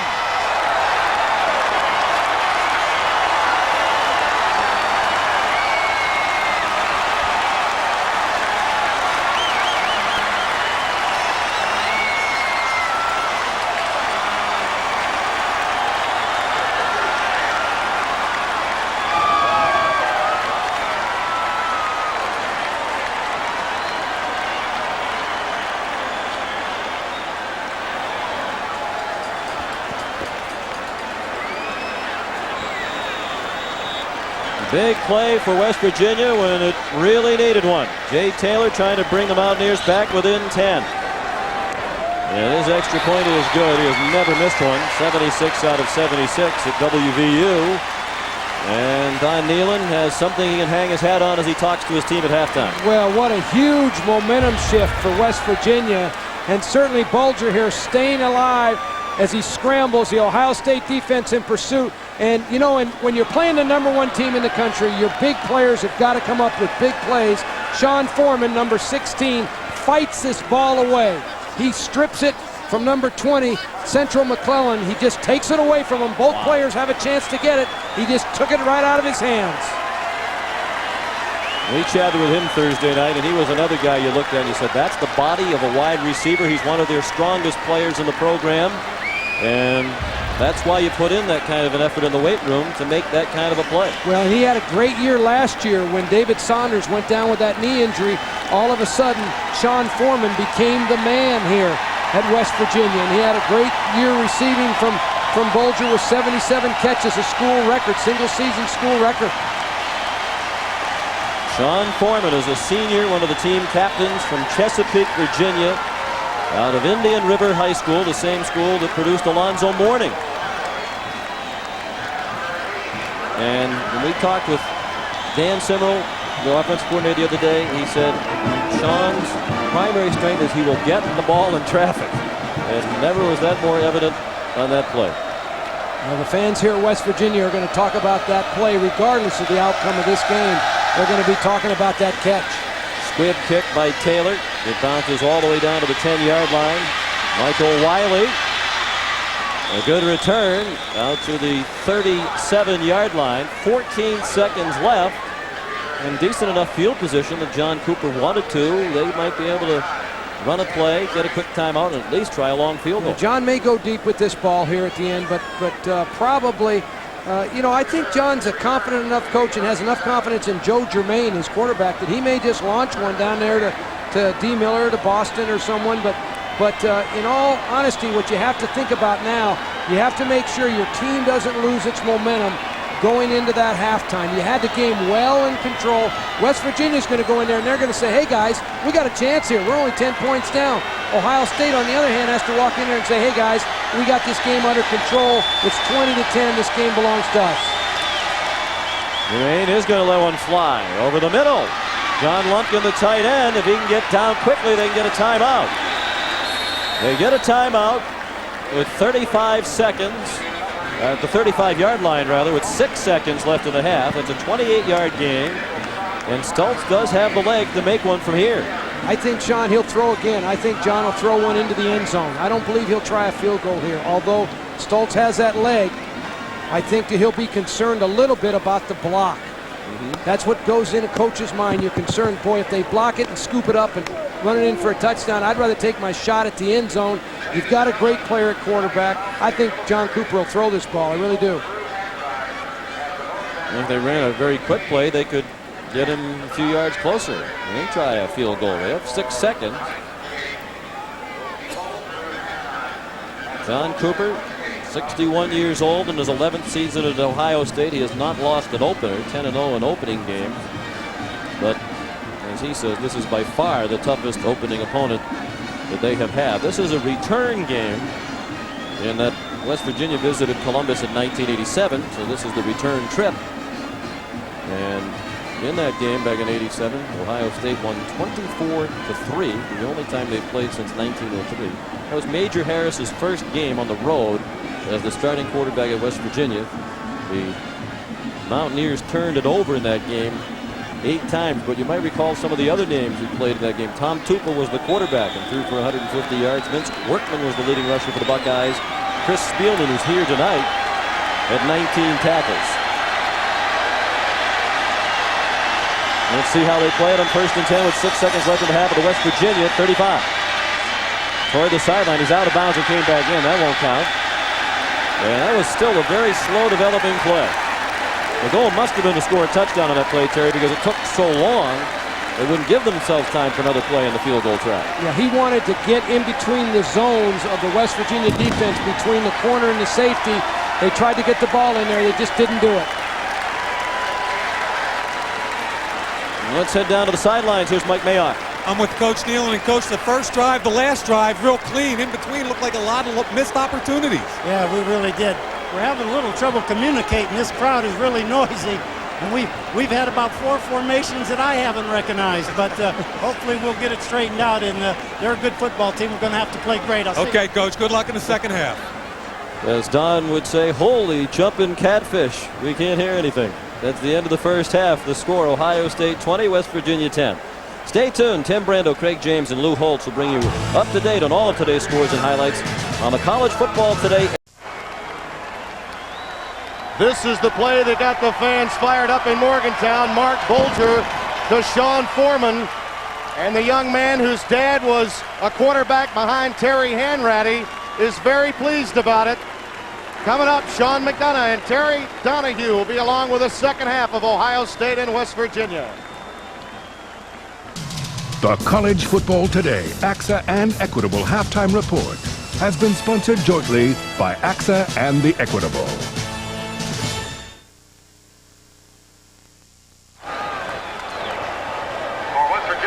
Back live in Morgantown, West Virginia. Mark Bulger getting ready for the second half. It'll be Ohio State with the football to begin the second half as the Buckeyes will receive the second half kickoff. Antoine Winfield had an outstanding first half. He's stretching, getting ready for the second half. One interesting note, Coach Donahue, about the first half. Andy Katzenberg, 1 solo tackle. That was it. John Thornton of West Virginia, 3 assisted tackles. That's all. Well, and I think you have to wonder how much the distractions prior to the start of the season academically affected Andy Katzenmoyer. But he's a great linebacker, and he'll have plenty of tackles as this year unfolds. Reggie Germany lost the football, and it could have been recovered by West Virginia. They tried to advance it, and Ohio State recovers at the 14-yard line.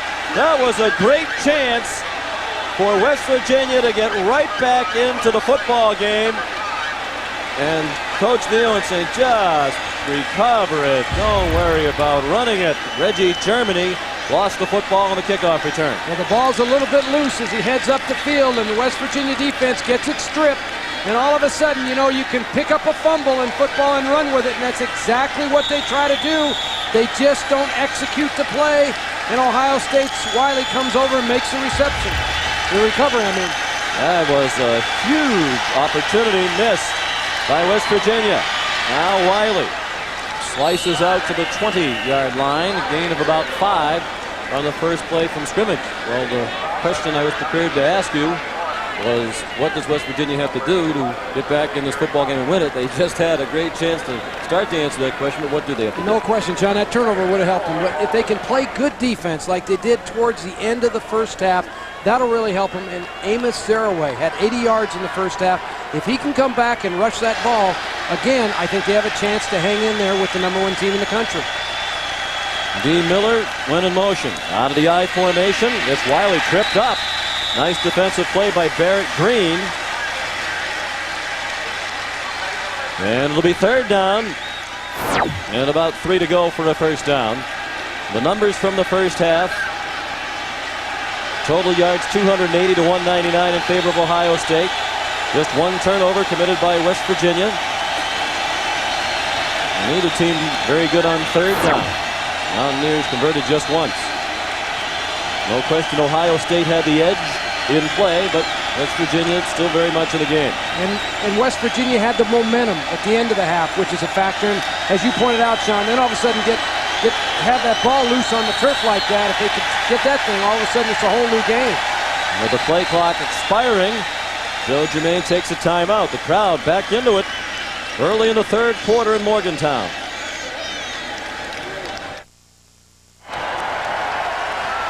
The #1 team in the country leads by 10. Just underway in the second half. A big third down play here for Joe Germain. Third down and 3. The Buckeyes at their own 21. Lunkin, the tight end, resets. And they go to split backs. 2 receivers to the top of the screen. Germain on the rollout. Throws. Incomplete behind David Boston. And the Mountaineer defense forces 3 downs and out. Sean, Ohio State ran the same play that they ran earlier in the game for a big completion. They went unbalanced line, Gary Stills here on the pass rush. No one really touches him. He hits Joe Germain as the ball is released. Again, the quarterback starts to feel that after a while. And you can sense in the expression of Don Nealon that on that West Virginia sideline, they know they have a chance to spring the big upset tonight. Brent Bartholomew will punt it to Nate Terry. The punting has been excellent on both sides tonight. Terry calls for a fair catch and makes it, going to his knees at the 41-yard line. A 37-yard punt with no return. Tonight's NASDAQ Scholar Athlete of the game is Eric DeGros, the senior center from West Virginia. And how about this resume? He graduated with a 3.87 grade point average as a biology major. Now he's in graduate school studying exercise physiology, and he's going to go to medical school when his football career is over. NASDAQ's commitment to the investment in our future is shown tonight by the donation of $1,000 to West Virginia's General Scholarship Fund. And that experienced offensive line of West Virginia needs to start really establishing itself now. DeGros is also a 3-year starter at center. He snapped the Bulger. They're going deep on the first play, and it is incomplete. Thrown into triple coverage. They tried with a quick strike to Sean Foreman, but Damon Moore and Ahmed Plummer were right there with the West Virginia captain.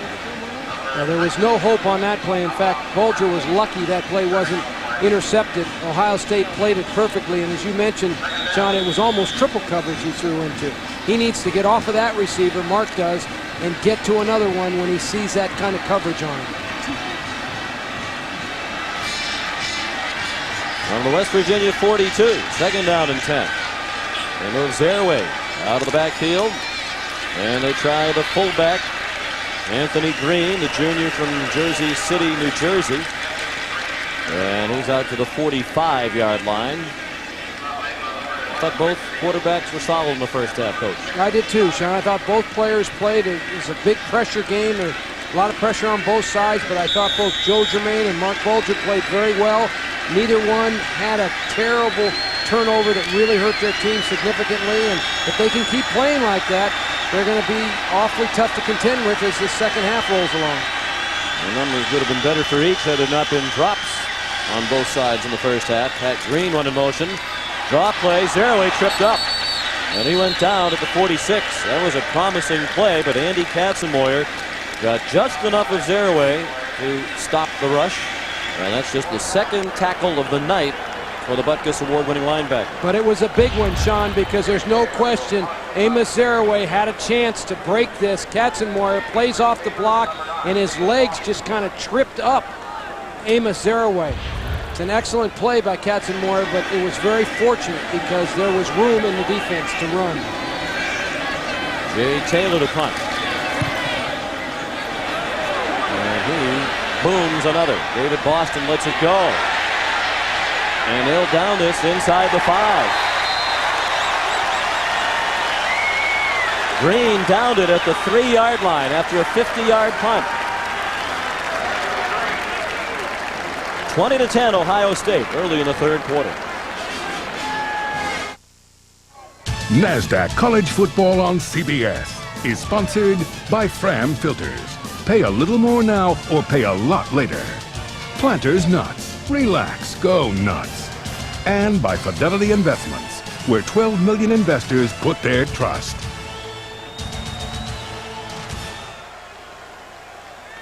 Some have called this, in the build-up leading up to the game, the most anticipated sporting event in the history of the state of West Virginia. Ohio State, the #1 team in the nation, comes to Morgantown.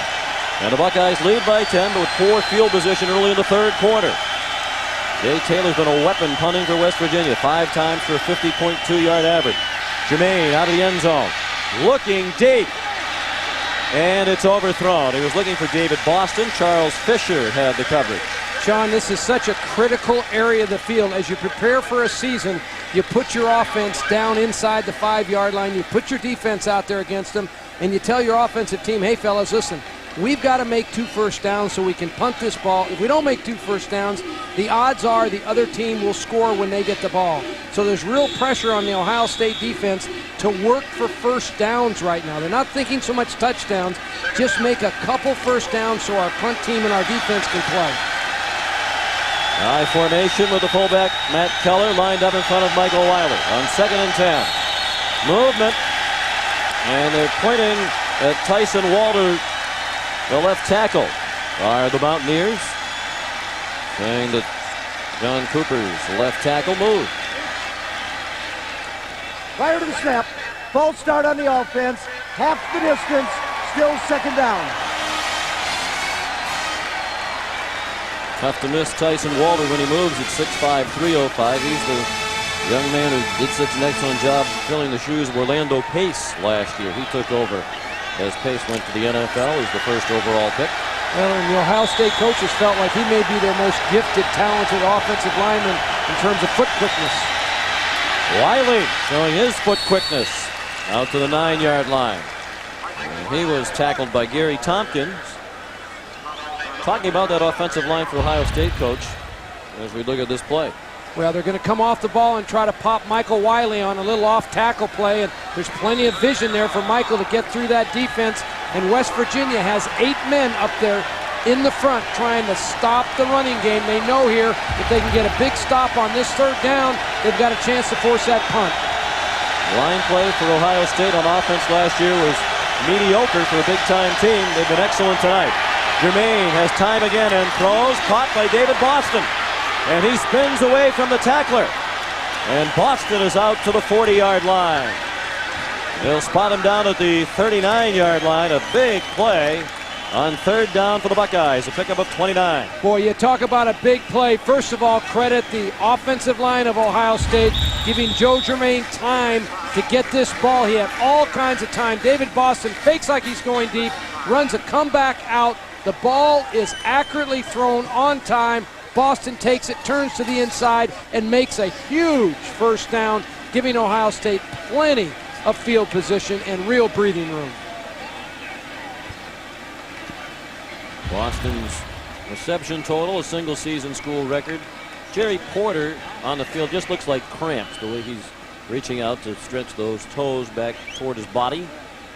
And that's to be expected. It is a relatively warm evening, first game of the year.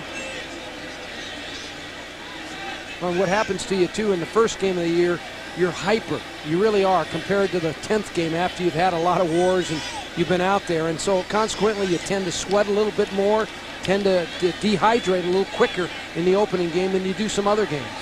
Well, this could be a concern for West Virginia in that his backup is Rick Sherrod, and they had a great battle throughout the preseason to earn the starting spot.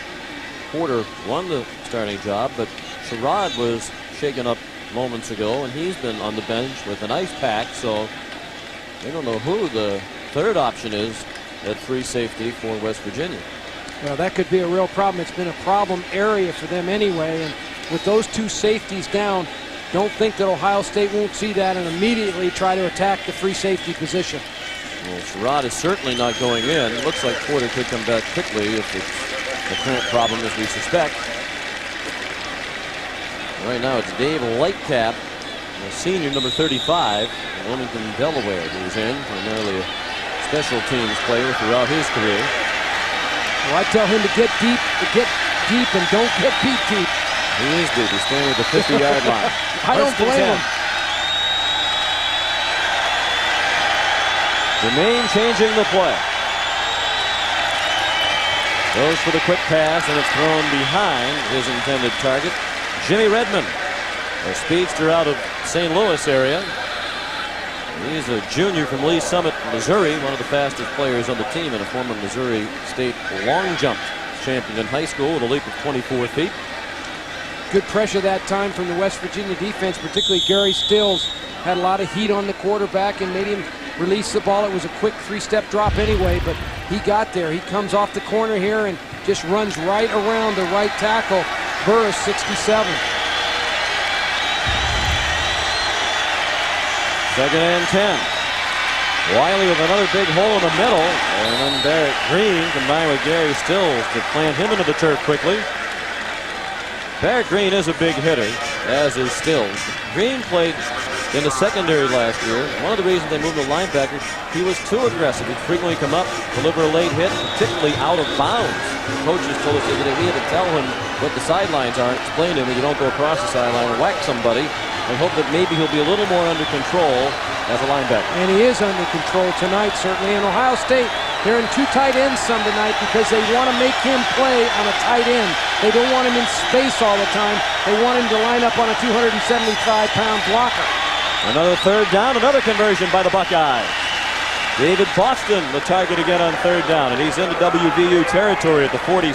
Nate Terry credited with the tackle, but Joe Germain is hitting his targets. Well, and David Boston is just going to work man on man. He runs nice routes. He's got speed. Fakes like he's going to go deep, just runs an out route. And again, the timing of the pass. As soon as he turns around, the ball is on the mark. Consequently, it's an easy reception. You got to give Joe Germain credit for that. 6 catches for Boston. They mix it up with Wiley, following the lead of Brooks Burris. And Wiley goes down to the 39. Barrett Green and Gary Tompkins combine on the stop. It'll be second down and 3.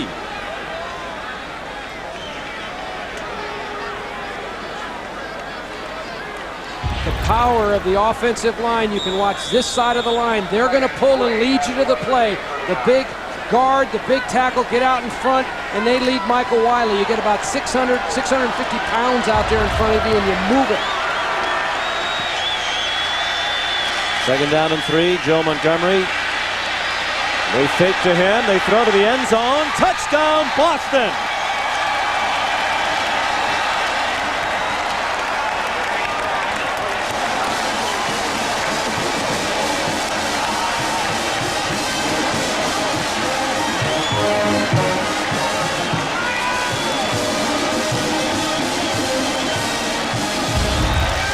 David Boston is working against Nate Terry. He ran out. All of a sudden now he runs down the field and breaks inside.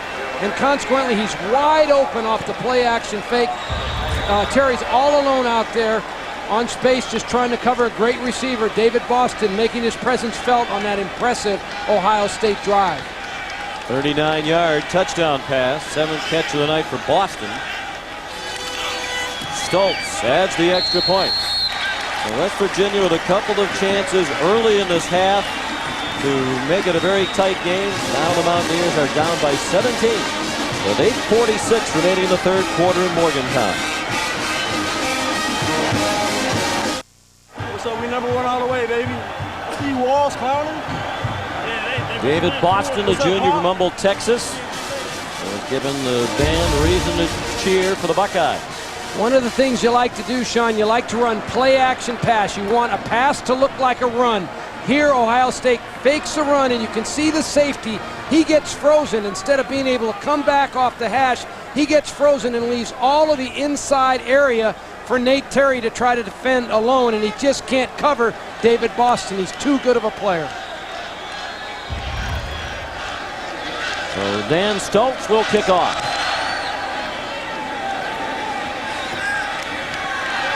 Good kickoff, angling to the far corner, and Nate Terry goes down at the 15. We'll see if Don Nealon can rally the troops here. You sense that the air has gone out of the West Virginia balloon. Just a return of 15 by Terry. Well, as you mentioned, Sean, there were so many big things that happened right at the start of the half. The fumble on the kickoff that they had a chance to recover, they didn't. Then they get great defensive field position. They got them backed up on the 5-yard line. Ohio State goes 95 yards on a drive to score. This is where you've got to talk to your team. You've got to encourage them and just say, hey, guys, we're still in the fight. We signed up to play for 60 minutes. Keep playing. That was a 96-yard touchdown drive on 8 plays. It took just 2 minutes and 51 seconds. And not yet midway through the third quarter. Zaraway with a quality gain on first down. Amos out to the 22, tackled by Jerry Rudzinski.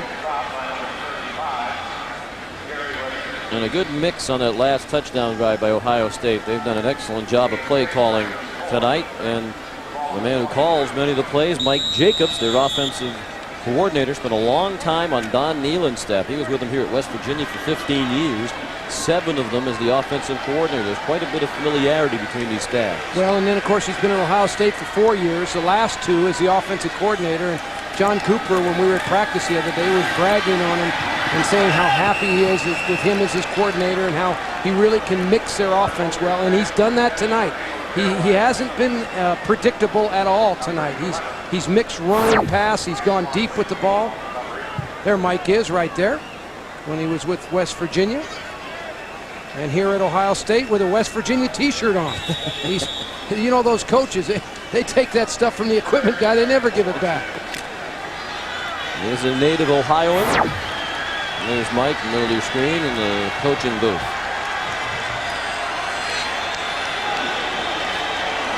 Third down and 4, under 8 minutes left in the third quarter. The number 1 team in the country leads by 17. A flag is down at the line of scrimmage.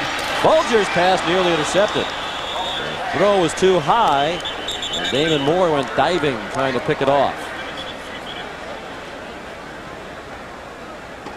Let's check out the flag. It was thrown by the official on the line on the near side.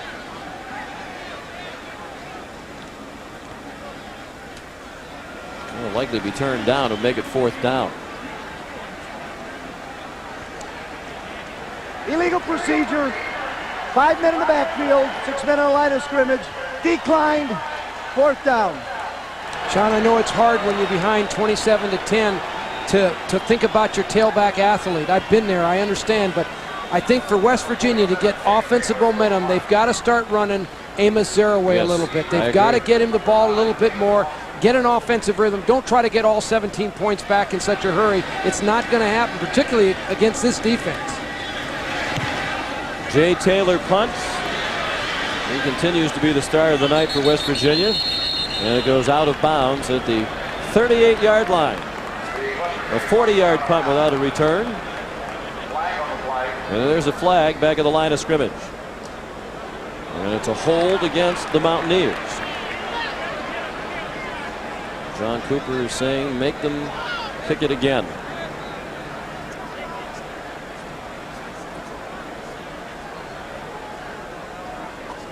And they will.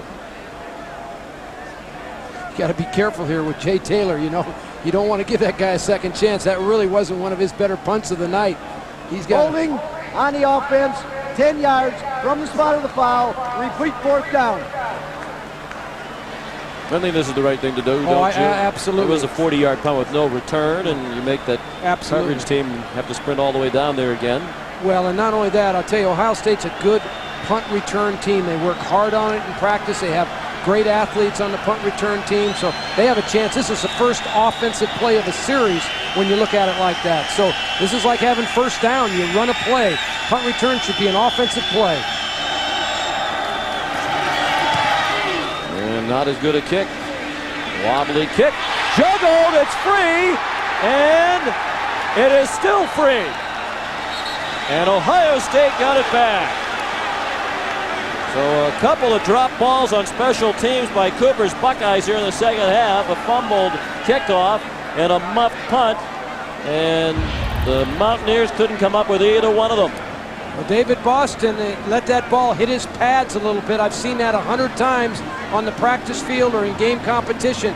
You've got to get that ball into your arms and keep it off your pads. I know John's thinking, oh my goodness, doggone it, why do we have him punt again? Central McClellan recovered. Coach Cooper clearly did the right thing having them punting him, but that's the kind of thing in Columbus for which they are just going to pounce on if it works out that they lost that fumble. Well, if West Virginia recovers that ball and goes in and scores, there's no question about it. And that's part of coaching, though, and John knows that. He's lived with it a long time. He's lived under excruciating pressure in Ohio. They have extraordinarily high expectations, as do many of the top programs.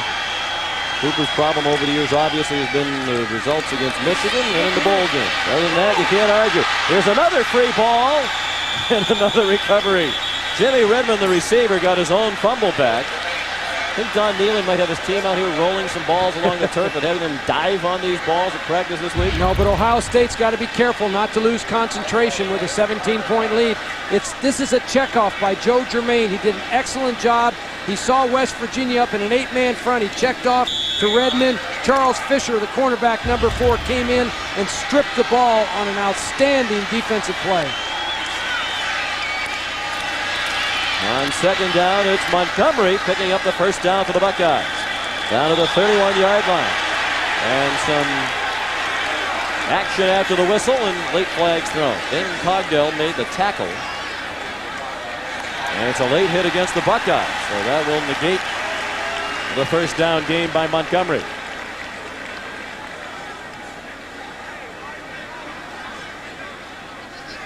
Was at the end of the play. They did get the first down. They'll walk it off from the end of the play. Dead ball, first offense, 15 yards from the end of the play. It'll still be first down. Back at the 46-yard line. You know, Sean, Ohio State here has a chance to knock West Virginia out. But you think about it, they drop a punt. West Virginia has a chance to recover it. They throw a quick hitch. They make a little run. West Virginia strips the ball. Now they get a personal foul. You just got to be careful that you don't lose your mental awareness and focus during these kind of times. Oh, my goodness, that's blatant right there. It's Jimmy Redmond. Coach Cooper said he's been in my doghouse for 3 years when we visited with Coach Cooper the other day. He's just starting to get out. That might get him back into the doghouse. It's probably stuff like that got him in there in the first place.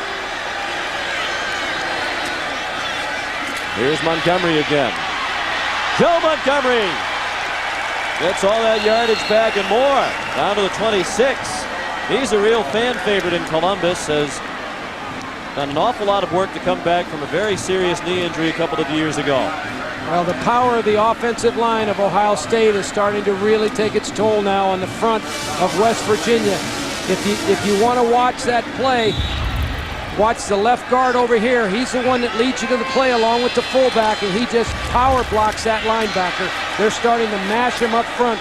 The trench warriors are starting to go to work up front for Ohio State. The helmet came loose as Montgomery got the call again. It was in 1996. Montgomery was in the midst of a terrific season. He suffered a major knee injury in a game against Minnesota. At that point in the year, he had gained 460 yards already, was averaging nearly 7 yards per carry. But he was out for the rest of that year. His progress slowed dramatically last season as he recovered from the injury. John Cooper told us, Sean, that he was a great fan favorite in Columbus, that the people really liked him because of his courage. And they throw for Boston. He's out of bounds. Made a nice move to shed the coverage of Nate Terry, but he was on the sideline as he received Jermaine's pass. And it'll be third down and 6 upcoming from the West Virginia 22. Well, David Boston certainly has come alive here in the second half. He's working, acting like he's going deep. Now all of a sudden he's going to break off here and come underneath. The ball's going to be underthrown. In college football, you've got to have 1 foot in bounds. His left foot was out of bounds. His right foot was in the air. The official right there, good call. Jonathan Wells, a true freshman, has come into the backfield as the tailback, lined up behind another true freshman at fullback, Jamar Martin. Here's Wells, thrown for a loss on the first play of his career. It's Gary Stills making the play, and here comes the field goal team for the Buckeyes. Gary Stills is going to knife in from his position here, and he's supposed to get kicked out by the guard who pulls. The guard misses him, and he comes over the block and just makes an outstanding athletic play because he has such great speed. Stills doesn't play through a lot of blockers. He plays around them most of the time because he's not real physical. Stoltz will try a 40-yard field goal. The punter, Brent Bartholomew, is the holder. And that one is hooked a bit, and it's no good. Stoltz has a terrific leg. Coach Cooper says he wishes he would be a little bit more accurate than he was last year when he made 60% of his field goals. And he did make his first couple of attempts tonight, but that one is wide left from 40 yards, his first miss. He has a strong leg, Sean. The snap is well handled. The laces are away from the kicker. He almost hooks this ball in. It's got to be inside the goalpost. It can't be over it. It's got to be inside it. John Cooper dying 1,000 deaths. Looked like he was telling Stoltz that his head was flying off the ball as he made the kick. That he didn't kick through the ball. He pulled off it a little bit. Something you never do on the golf course, I noticed this summer.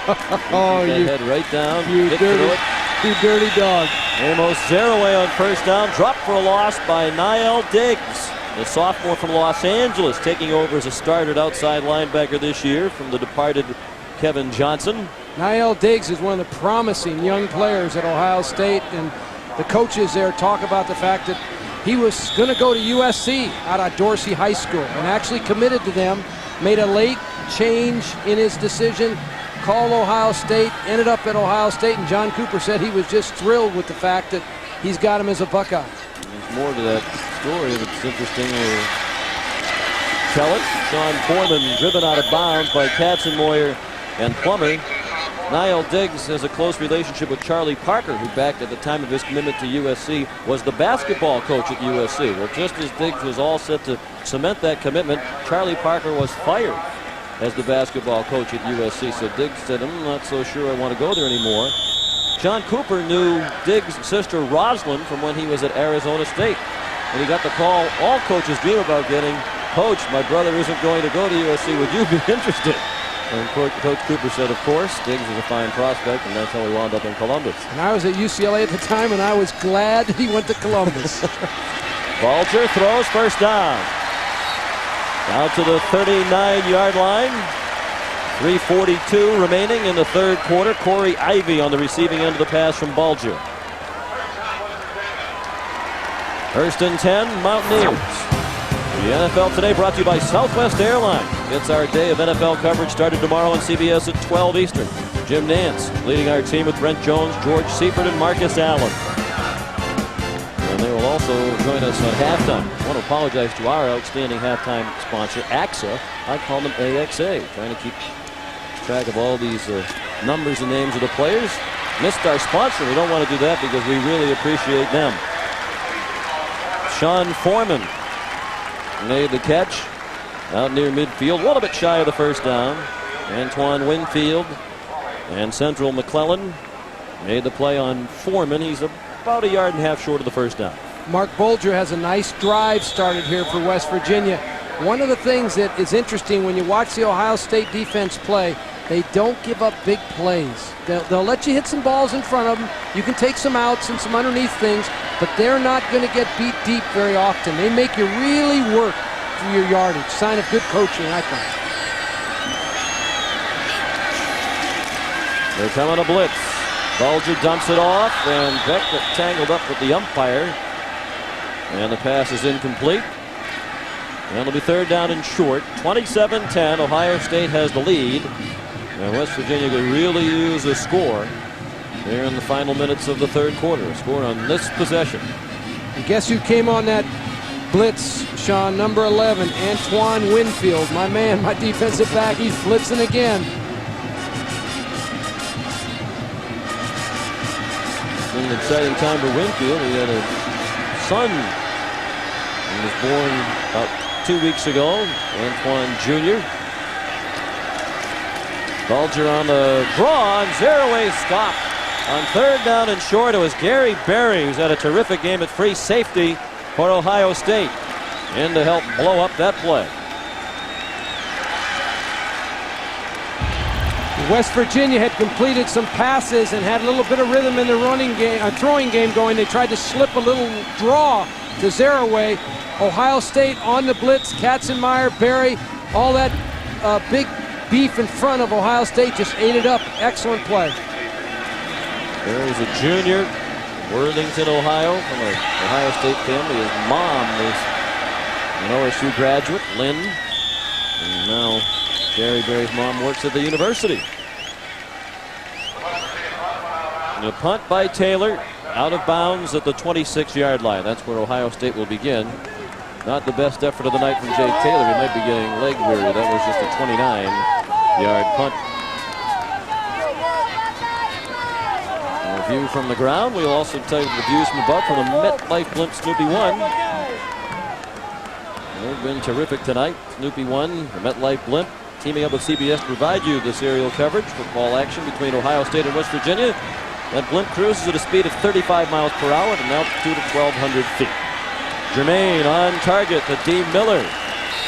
First down, Buckeyes out at the 44-yard line. Ohio State's going to go to work with their traditional offense. They like to throw on first down. They've done it all night. That's a first down pass. It loosens up the defense.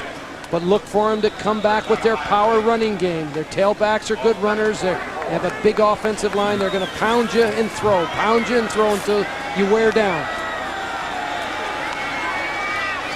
Jermaine missed the handoff. Wiley got it off the turf, and he's dropped for loss by Damon Cogdell. Great to see Cogdell in there. He suffered a very serious injury last year. Fractured his hip and had the plate inserted.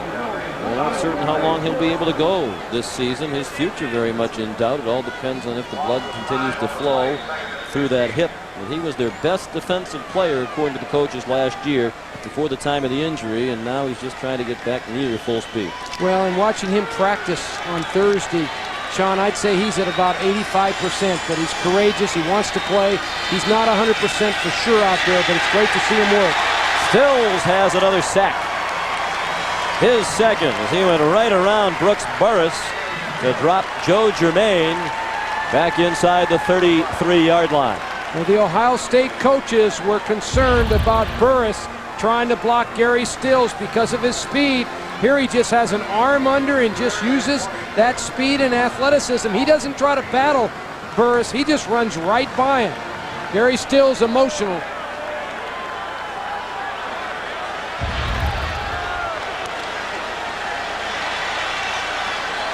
Third down and very long. 21 yards to go. Jermaine runs away from the pressure, throws on the run, and it is a catch short of the first down. Reggie Germany right in front of the West Virginia coaches, credited with the catch, but he's about 4 yards short of the first down. They'll punt. It's a pickup of 16. Thought this was excellent defense by West Virginia. They were in a two-deep coverage, which meant they have two deep safeties, so they weren't going to get beat deep. They were going to give Ohio State a 15, 20-yard game, but they were not going to give up that first down.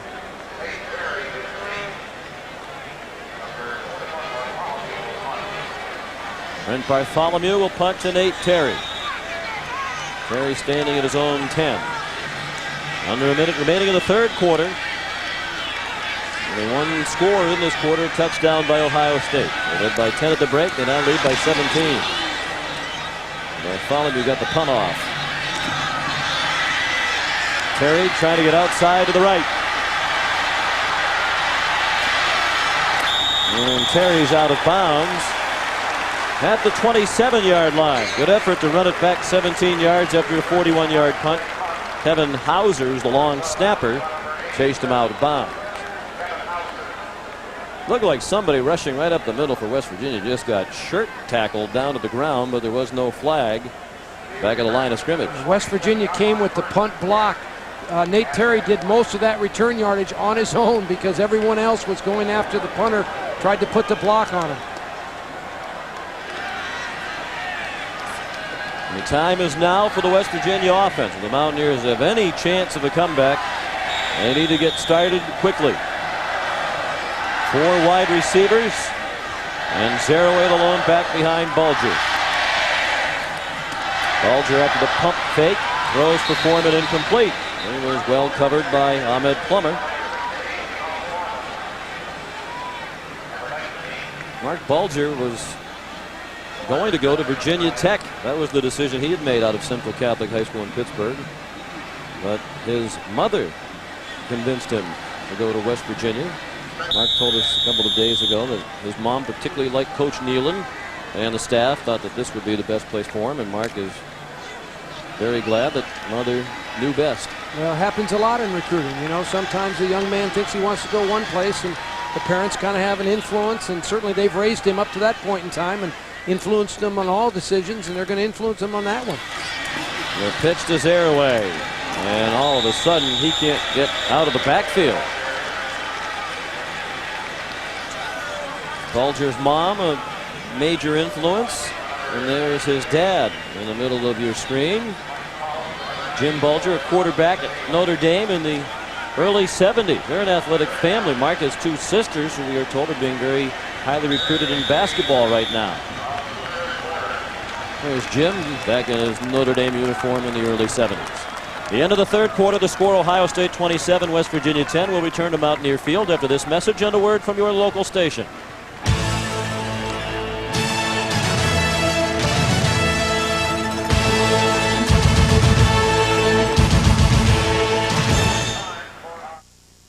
Trying to convert from their own 27.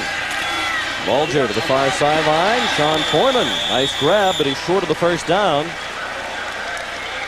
at the 36-yard line. And it'll be a punt. Don Nealon deciding not to go for it just now with the fourth quarter still be played. But Ohio State defensively, they've done a terrific job tonight on Amos Zaraway. Well, no question. Amos Zaraway had 80 yards in the first half. He's gotten 1 yard in the third quarter. So the defense has adjusted, particularly from that opening drive. That's where they really made their adjustments. Jay Taylor on the punt. And that's getting redundant. David Boston back for it. And Taylor drives another. Boston decided to forego the fair catch, even though the Mountaineers are down quickly, and Scooter Davis made the tackle after a 47-yard punt. Here's Mike Mayock. You know, Sean, it's no secret that Ohio State has taken a national black eye, mostly because of the eligibility problems of 3 other star athletes, most specifically the courses taken by Andy Katzenmoyer. But I think too often we in the media focus on the negative and not the positive. And at Ohio State, there's a heck of a lot of positive to talk about. For instance, they have 57 academic All-Big Tens in the last 5 years. That's number 1 in the Big Ten Conference. And secondly, they have 5 returning starters that are academic All-Big Ten. And once again, Sean, I truly believe we spend an awful lot of time on the negative and we never accentuate the positive. Well, I would agree in part with that. I'm sure we never accentuate the positive. At least you do, Coach. I'm not sure that I do. Mike's right there, but you are a positive guy. I tell you, you got to be careful what you say around you. You're gonna challenge it. But I think Mike does bring up a good point, though, because Ohio State has taken a black eye, no question, this summer about that. But you know what? Maybe deservingly so, too. I mean, they've had... Well, I want to research the transcripts from college or high school, whatever, of some of these media members who have ridiculed him for the courses he's taken. The fact of the matter is, there are courses for which he's getting credit that will keep him eligible, and that is what he wants to do to play football, and it's all within the boundaries of not just Ohio State, but the Big Ten has requirements.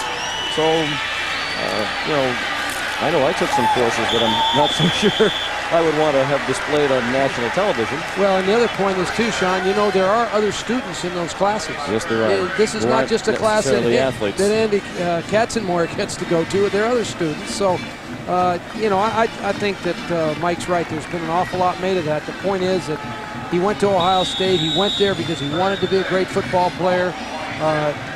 He certainly has been eligible. He's met the minimum requirements by the NCAA and by the university and by the Big Ten. And he's playing here tonight. So God bless him. And it's news, obviously, because of his stature within college football. Is clearly one of the best players in the nation. Jermaine on third down converts again. This time D. Miller makes the play out to the 36-yard line. There's a flag down. We talked earlier about Barrett Green, and sometimes he gets a little caught up with the late hits. And this might be another late hit by Green on the quarterback, Joe Germain. Well, he's gonna come on the blitz. Barrett Green, he's the blitzer from the outside. The question is he late here? The ball's released. I think he punches up underneath the quarterback. I think that's the point. I don't think it's the hit. It's the punch with that elbow up underneath the chin, in my opinion. A blow to the head. That's going to be flagged every time, and it should be. We mentioned earlier that's been a problem for Green in the past, and here it is in the season opener tonight. And that moves the ball across midfield to the 49-yard line of West Virginia. Jermaine has had a very good night. This is a young man who wasn't really recruited out of high school as a quarterback prospect. Arizona State, right down the street from his native Mesa, Arizona, recruited him out of high school as a defensive back, but he wanted to play quarterback. So he told Bruce Snyder, thank you very much, but I'm going to go to junior college. And that's when he earned the attention of some recruiters. Larry Coker, who was then on the Ohio State staff, discovered Jermaine. Coker has since moved on to the Miami of Florida program. Here's Jermaine as a starter. Well, in 1994, he set a national junior college record for 49 completions against Arizona Western. In one game? In one game, wow. 49 completions, and then ended up at Ohio State, redshirted, and then shared time with Stanley Jackson for 2 years, and now this team belongs to him. Might have been a more highly touted baseball prospect out of high school. That was Montgomery on the carry. Ahead to the 37-yard line. Joe Germain was drafted by the Colorado Rockies out of high school as a pitcher and a third baseman, but elected to pursue football from junior college at Scottsdale Community College and now here at Ohio State. Well, and you know, he finished third in the country last year in passing efficiency behind Cade McNown of UCLA, Ryan Leaf at Washington State.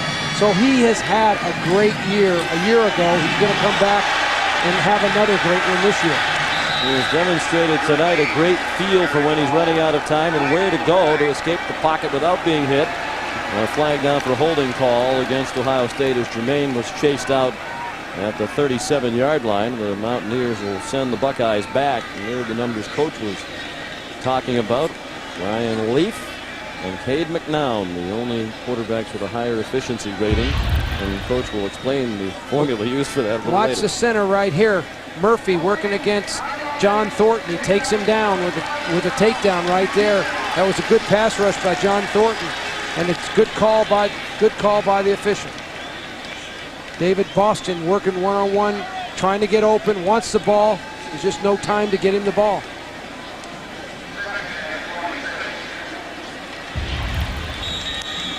Second down and long now. They're back in their own territory, are the Buckeyes. John Nealon in his 19th season here at West Virginia, the winningest coach in the history of the program. Seems like every 5 years they pull up the big year. Undefeated regular seasons. In 88 and 93, they're in trouble as they try to do it in 98. Because they're down by 17 in the opener with 12 minutes left. That pass incomplete in the direction of Reggie Germany. Looks like they're on a 5-year plan here at West Virginia, and they do have a very good team with a chance to have a big year this year, but they're struggling here in the opener against the #1 team in the country. Well, they are struggling tonight, but if Don can keep his team healthy, there's no question they have enough offensive weapons, and their defensive team will come along if they just don't get riddled by injuries. That he can have one of the better teams he's had in recent years. And they have what appears to be a very favorable schedule after this game in the next 6 or 7 weeks. It is not loaded with traditionally tough opponents. Germain on third down and long throws, and it is broken up on a nice defensive play by Gary Tompkins.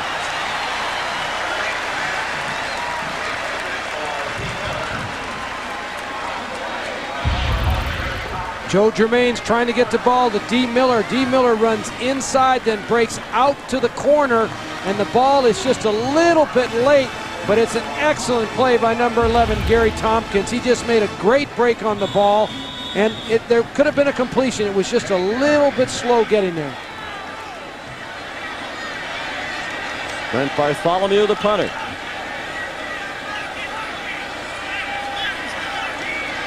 He's become an excellent punter.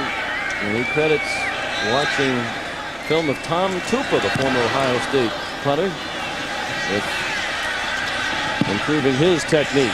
Tom Tupa still in the National Football League and thriving with the New England Patriots. Time running out on West Virginia. The Mountaineers down by 17 in the fourth quarter. CBS Sports, what a weekend this is on CBS with the tennis and the college football and the NFL tomorrow, and more tennis on Monday. First and 10. Mountaineers. Bulger throws into traffic. And it is caught by Corey Ivy. And he's out at the 33-yard line. It'll be second down. Corey Ivy runs right in between Andy Katzenmoyer and Jerry Rudzinski, and all of a sudden those guys just squeeze it off. That's an awfully good core of linebackers in there for Ohio State. Nice little throw, though, by Bulger, getting the ball in there on a quick little slant. Ivy's a junior from Boca Raton, Florida. Now Zeraway. Now, Coach, I have to ask you about Amos Zeraway. We had the opportunity to have dinner with him a couple of nights ago and some of his teammates, and had a very enjoyable time. Found them all to be engaging people. but I was very surprised when Amos said he always wanted to go to UCLA. And who was the coach at UCLA when he might have been making that move? I want to know who the recruiting coordinator back on the East Coast was. That's the issue. Amos told me that, I about died. I said, hey, don't tell me that. You're ruining my steak dinner. Third down and short. They like the uniforms, like the Southern California atmosphere. He's in trouble again. They keep running a deep handoff, and it keeps getting smothered. That's a loss back to the 29. Jerry Rudzinski made the tackle. And it's too bad that Zaraway isn't having a better opportunity to demonstrate his skills, because he is a Heisman Trophy candidate. Playing at West Virginia, doesn't get many shots on national TV. But tonight, he has absolutely nowhere to go. Well, and I think you have to credit the Ohio State defensive line. They have certainly held their own against a veteran West Virginia offensive line. Coming into the game, I thought that West Virginia's offensive line matched up extremely well with Ohio State's defensive line, but Ohio State's held its own. Jay Taylor's punt returned by Boston. And they swing him down at the 25-yard line, perhaps the 26. Barrett Green made the tackle. A 43-yard punt by Taylor on his 9th punt of the night. 9:45 remaining in Morgantown. NASDAQ College Football on CBS is sponsored by Mitsubishi Motors, the all-new 1999 Galant.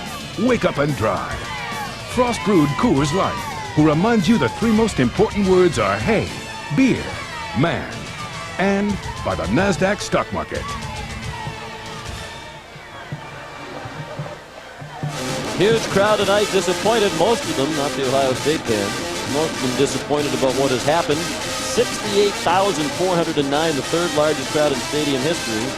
And there have been some renovations to the stadium, where they could even put more people in here, and they changed some of the laws about standing room. Ed passed along, the athletic director said they easily could have sold at least 30,000 more tickets for this game, and sold out for months. Wiley through a big hole. And Michael Wiley goes out to the 41-yard line, tackled there by Nate Terry. Coming this fall, he has the power of a lineman, the speed of a halfback, and the leg of a kicker. Sammo Hung is the LAPD's new MVP on the action series Martial Law, Saturdays on CBS starting September 26th. A lot of weapons there for Sammo. The guy looked a little bit like you, Sean. Quick, agile, hostile, all those things. Agile, mobile. Jermaine down. That's a sack. The third for West Virginia. Kevin Landolt, the sacker this time. The senior from Burlington, New Jersey, out of Holy Cross High School, where he played with Ryan Pukanis, who's now a starting offensive lineman at West Virginia. Landolt was the state heavyweight wrestling champ in New Jersey in high school. And Ohio State came with a misdirection pass, tried to slip the fullback out into the flat, had a deep receiver down the field. They never could really get the play started. West Virginia defense, Steve Dunlap, brought the pressure from the outside, kept the quarterback in the pocket. Steve Dunlap played at West Virginia, been on the staff for 15 years. Wiley bounces outside, and he's close to a first down. He crossed midfield. Looks like he's going to be about a half-yard shy of the marker. Nate Terry, Jerry Porter on the stop. Well, that was a good run by Michael Wiley. He had a chance to be tackled 2 or 3 different times, and he broke tackles. It was really well played at times by the defense. Watch this side of the line. They're going to take you to the play. The guard kicks out. The tackle tries to lead through. Wiley makes one man miss, breaks another tackle, runs over the third guy. Aggressive downhill running. He attacks the defense. That's what you like in your tailback. He lost a tire, so Joe Montgomery's in, and he gets the call on third down in less than a yard, and Montgomery picked it up. Wiley has 140 yards rushing now on 17 carries. And we're down to 7:49 remaining in the fourth quarter. Ohio State, the #1 team of the nation, apparently on its way to an opening victory. And they'd be 11-0 in opening games under John Cooper if it stays this way. And Wiley had a 9-yard average in the first half. That's how well he played in the first half for Coach Cooper and the Buckeyes. They look to be all set at that position as Wiley takes up Pepe Pearson, although Wiley got a lot of playing time last year. Had 105 carries, rushed for 588 yards, the second on the team in rushing. This is Jonathan Wells. Buckeye fans looking forward to seeing him. He's a highly touted true freshman from River Ridge, Louisiana, where he led his high school team to the Louisiana State Football Championship. The last 2 years, John Curtis High School was 27-1 while winning back-to-back state titles, while Wells was a junior and a senior with 21 touchdowns last year there, rushed for 1,400 yards and averaged 10 yards per carry. And, you know, Coach Cooper was telling us at practice that if he could get some breathing room in some games, he wants to play some freshmen. He doesn't think much about redshirting freshmen anymore. He wants to play them early and often, give them experience, and if they come out and leave early, then that's the way it is. If they go into pro football, he thinks a lot of them are only going to stay 3 years anyway. So he said, hey, I'm going to play them early. Because he said, I don't know how much longer I'm going to be around here. So I'm going to use them while I have the chance. Matt Keller, the ball carrier, and he's down inside the 30-yard line as we check out scores. Number of things that jump out, Coach, as we checked the scores. Notre Dame's big win. North Carolina losing. Today, one of the stories in the Big East, a chance to get some national respect after a tough year last year. Syracuse had the game won, couldn't stop Tennessee on a 4th down. And the Vols kicked the game-winning field goal in the last second. And West Virginia here tonight also in the spotlight with a chance to make a major statement. But other than that, it has been a good day for the Big East because Boston College was an underdog, went down to Atlanta, beat a Georgia Tech team many are expecting big things from. And everybody else in the Big East, with the exception of Temple, won today. Virginia Tech a rousing win. So BC's win, the one thing today that really jumps out at you is something to hang your hat on in Virginia Tech as well.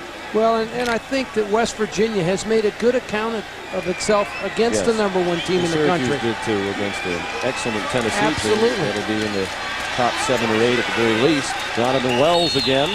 You know, Ohio State hasn't just come in here and totally blown West Virginia off the field. They've dominated the game, but West Virginia's had some moments too, and they played very competitively and very hard in this game. John Cooper substituting now liberally, trying to get some of his younger players into the game. And there's the Texas score. The Mac Brown era begins with a big win. Ricky Williams in that game, 215 yards rushing and 6 touchdowns. So as the Heisman watch begins, he could be the early favorite. Hey, listen, next week he's got the Bruins out at the Rose Bowl. We'll see how many yards he gets. Holmes cuts inside. He's a sophomore from Urban Crest, Ohio. Well, Andy Katzenmoyer, for one, mentioned as a Heisman Trophy candidate, says he doesn't really factor himself in because he thinks it's unlikely that a predominantly defensive player would win the award 2 years in a row. Woodson won it last year as primarily a defensive player. Katzenmoyer exclusively a defensive player. But Andy Katzenmoyer is very articulate in handicapping the field, and he says Ricky Williams is his favorite. Well, I think Ricky Williams goes into the season as the #1 favorite. But remember, next weekend he squares off against Cade McNown, who's one of the top 5 candidates. And Katzenmoyer mentioned him. He mentioned Amos Zeraway. He mentioned Tim Couch, who had a big day today in Kentucky's win over Louisville. He mentioned Donovan McNabb, who played very well for Syracuse in the loss against Tennessee. Now let's check in with Mike Mayock.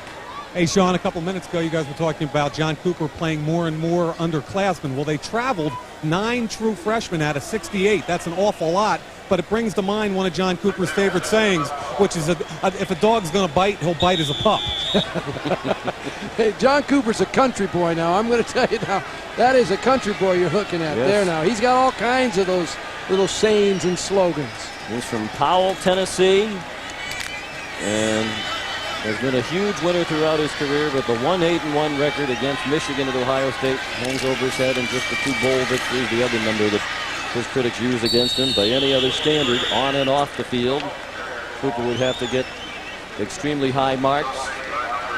John Cooper's won 51 games in the last 5 years. At Ohio State, and for many it's not good enough, and when that happens, you wonder what this whole wacky profession used to be in. Well, but he's got to line up and he's got to beat Michigan. Everybody knows that, and that's part of when you have a job like Ohio State. You've got to beat your rival, and Michigan certainly is their rival. But I would have never had a coaching career if it hadn't been for Pepper Rogers and John Cooper. And I'll tell that story in a second here. 1st and 10 from just outside the 10-yard line. You go back a long way with Coach Cooper, back to Kansas in the 60s. You know, no question. I came out of UCLA. Pepper Rogers gave me a great opportunity as a volunteer coach at the University of Kansas. And where'd they get that picture? I've Holy, always surprised you a little jumping bit with catfish. But we were at Kansas, and Pepper brought me back there, and Helen and John Cooper gave me a place to live for 4 weeks until I got organized. I lived in their back room. Their little son Johnny and their daughter Cindy were just babies. And when you went to dinner at their house, if I remember correctly, you were out of money, you'd been living in a hotel, you were homesick, you were going to tell Pepper the next day that you were going home. It was the Coopers who convinced you to stay. There's no question. I was going to go back to California, and Helen Cooper said, Terry, why don't you stay here with John and I? And John said, Terry, come on, stay for a while. And I stayed with Pepper, and Pepper became the head coach at UCLA after 4 years at Kansas, and I went out to UCLA and left John and Helen back at Kansas, and they went on, and he went to Kentucky, and then he became the head coach at Tulsa, where he did an outstanding job. Went to Arizona State, where he took them to their only Rose Bowl victory in the history of ASU. So, hey, if anybody doesn't like John Cooper, they're no friend of mine. I like John Cooper, and I owe him a lot. Well, he's a very, very nice man. I think even his critics would have to say that. Turning the corner and going in for the touchdown is Jonathan Wells. So the true freshman in his first collegiate game has a touchdown. And the Buckeyes lead 33-10.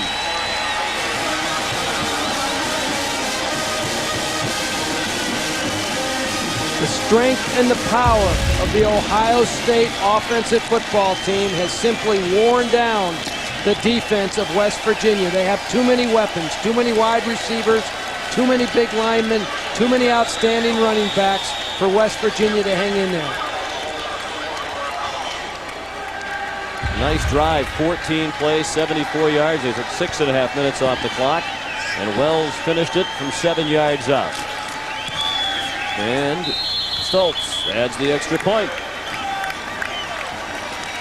Ohio State clearly number one on this night, leading 34-10 with 3:14 remaining in Morgantown.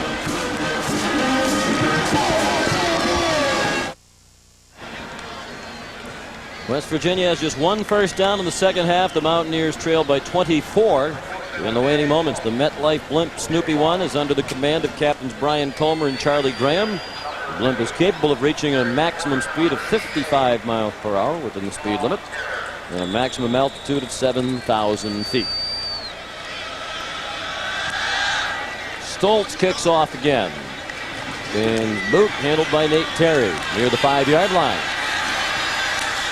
And he is upended at the 28, tackled by Nate Clements. Here's Mike Mayock with a special guest. Hey, Sean, this is about as close as I'm going to get to a Heisman Trophy here. Archie Griffin, two-time winner, 13th year as the Associate AD at Ohio State. You fellows look pretty good tonight. Well, I like what I see. Certainly it's the first game, and you make a lot of mistakes, but I like what I see. I think we've got an outstanding offense, and our defense played extremely well. Now tell me about the number 45, unofficially retired. Here comes the big cat, says, hey, can I have the number? How'd you feel about that? Oh, I felt good about it because that's a number that he's worn all his life, and he feels comfortable wearing that number. And if he's feeling comfortable wearing that number and he plays well in that number, that's what I want him to do. So as long as he plays well. That's right, exactly. Now let me ask you about the Rose Bowl and the Bowl Championship Series. You're the only guy that started 4 times in the Rose Bowl, right? Do you have any kind of twinges of regret that it's going to be opened up to conferences other than the Big Ten and the Pac-10? Not really, because the Bowl Championship Series will allow us to have what we would consider true national championships. So a Big Ten school will be in it unless we're playing for the national championship team. Speaking of national championships, you come in preseason number 1. It doesn't get a whole lot better than that. But I guess the important thing is where you end up at the end of the season. No question about it. Where you end up at the end of the season is going to be most important. And from our standpoint, we've got to take them one at a time. And to get by this one tonight, it's a big one for us because this is a very tough place to come in and play. And our team played very, very well. Well, Archie Griffin, thank you very much for joining us. And, Sean, it just made my night, pal. Yeah, we had a chance to visit with Archie in Columbus earlier in the week. The point we should make, Ohio State does not retire numbers. Roughing the passer penalty at the end of this play to move West Virginia down to the 41. But they had not given the number 45 to any player since Archie Griffin, out of respect for his tremendous accomplishments. And Katzenmoyer wanted it. He asked politely. The coaching staff inquired of Archie Griffin. He said, by all means, let him have it. And as Archie said, he's happy that Andy's wearing it and playing in it so well. Archie appreciates the importance of recruiting. You've got to get a guy like Katzenmoyer in your program. If it takes flag down as Green goes to the corner. If it takes giving him number 45, then give him number 45. I think Archie's to be commended on that.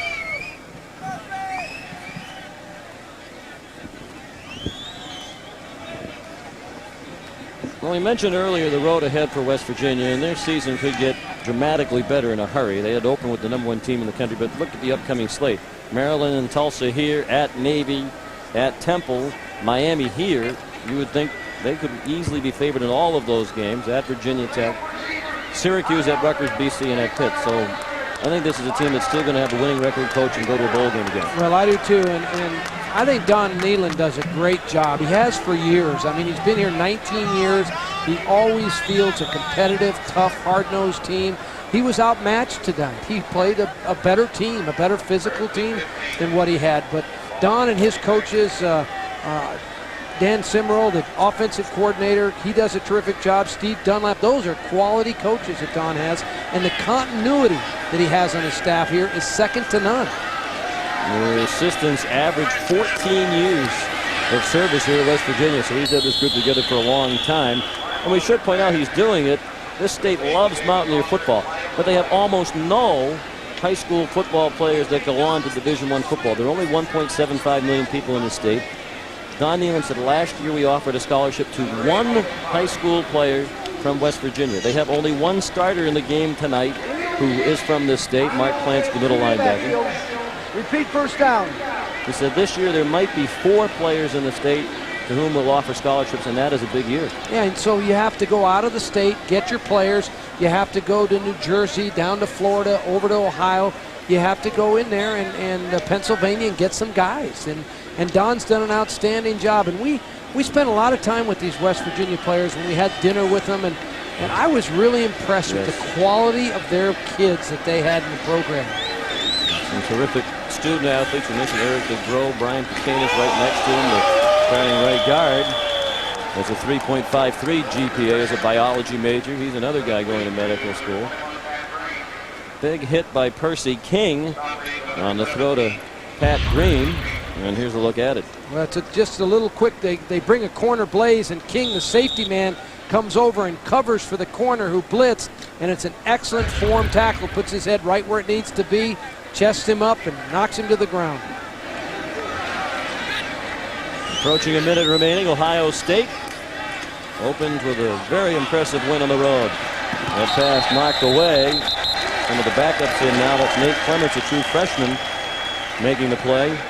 One of the interesting things about this matchup, when John Cooper was hired 11 years ago as the head coach, it was widely thought that the runner-up for the Ohio State coaching job was Don Nehlen, who is an Ohio native, went to school in the state at Bowling Green, from Canton, Ohio, coached high school football in Canton, and he would have been a great choice. Well, no question. Either one of them would have been. Two of the real classy guys, both former presidents of the American Football Coaches Association. Grant Taft, the executive director of the association's here tonight, watching his two former presidents play each other. Nehlen just finished his term. He spends a lot of time in that job away from the program.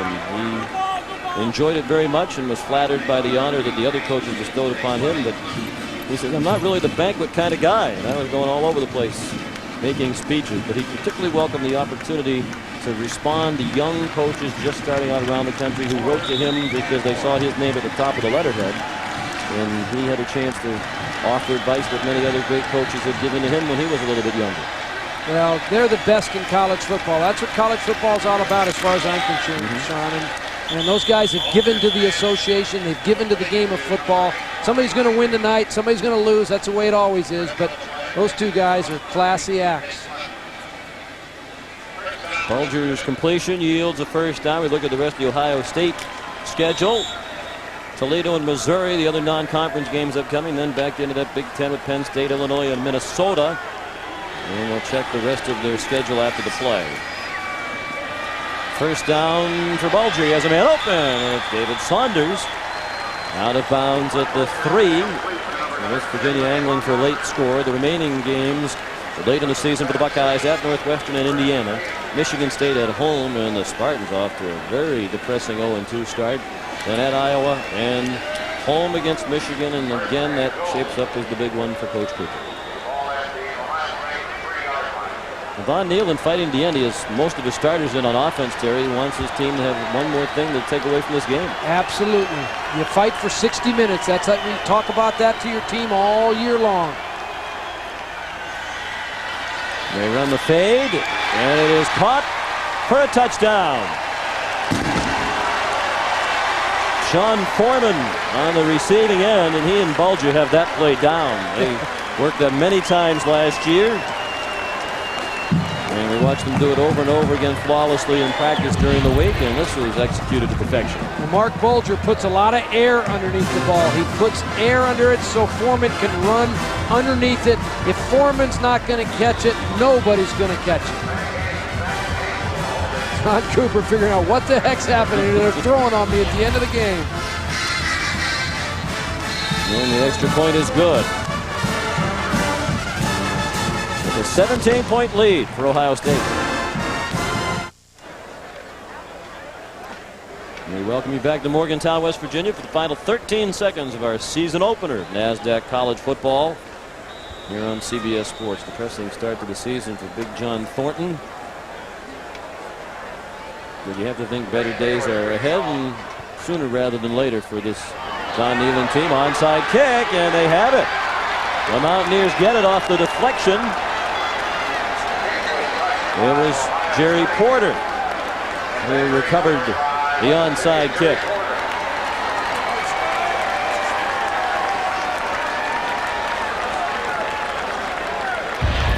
Well, it's a good opportunity for both teams, both West Virginia to practice their onside kick and for Ohio State to practice their hands team. Right there, Katzenmoyer had a chance to catch the ball and tuck it away, but he couldn't handle it. The coaches will go back, they'll review that, they'll question who's on that hands team. Are those the best guys? Andy Katzenmoyer right there, really, he had a chance to handle that ball, should have. And Don Nealon fighting the bitter end. 9 seconds, all they need to do is score 3 more times. I'd say this ball will go deep here, try to get a score. Play action fake, they probably weren't faked out by that fake, and it is intercepted. First of the night, and it was picked off by David Mitchell, the sophomore from Westerville, Ohio, in his first career interception. An impressive start for the season for #1 Ohio State as they come into a very difficult stadium in which to beat the home team, and they beat #11 West Virginia convincingly, 34-17 the final. John Cooper still perfect in openers at Ohio State, and he's with Mike Mayock. Coach, great opening game. Are you satisfied with the way the #1 team in the country played tonight? Obviously, I'm satisfied to come here to West Virginia in this hostile crowd and win like we did. You know, it's very, very satisfying. Obviously, we can play better. I don't like the penalties. I don't like the turnover, stuff like that. But hey, I'll take it. A win's a win. How about Joe Germain? Boy, is he a heady kid. If we give him time to throw the football, he can throw it. We got a couple of wideouts that can catch it. So we need to get our running game cranked up. But the defense won it for us. Anytime you hold zero weight, I think the minus yards rushing in the second half, great Coach, effort. he had 80 yards in the first half, and I think you're right, probably minus in the second. Yeah, he's a good football player. Don's got a good team. It was a great win for us. Coach, good luck the rest of the season. Thanks very much. Congratulations to Andy Katzenmoyer and the Buckeyes. For Terry Donahue and Mike Mayock, Sean McDonough saying so long from Morgantown, West Virginia. #1 Ohio State has defeated West Virginia 34-17. This has been a presentation of CBS Sports.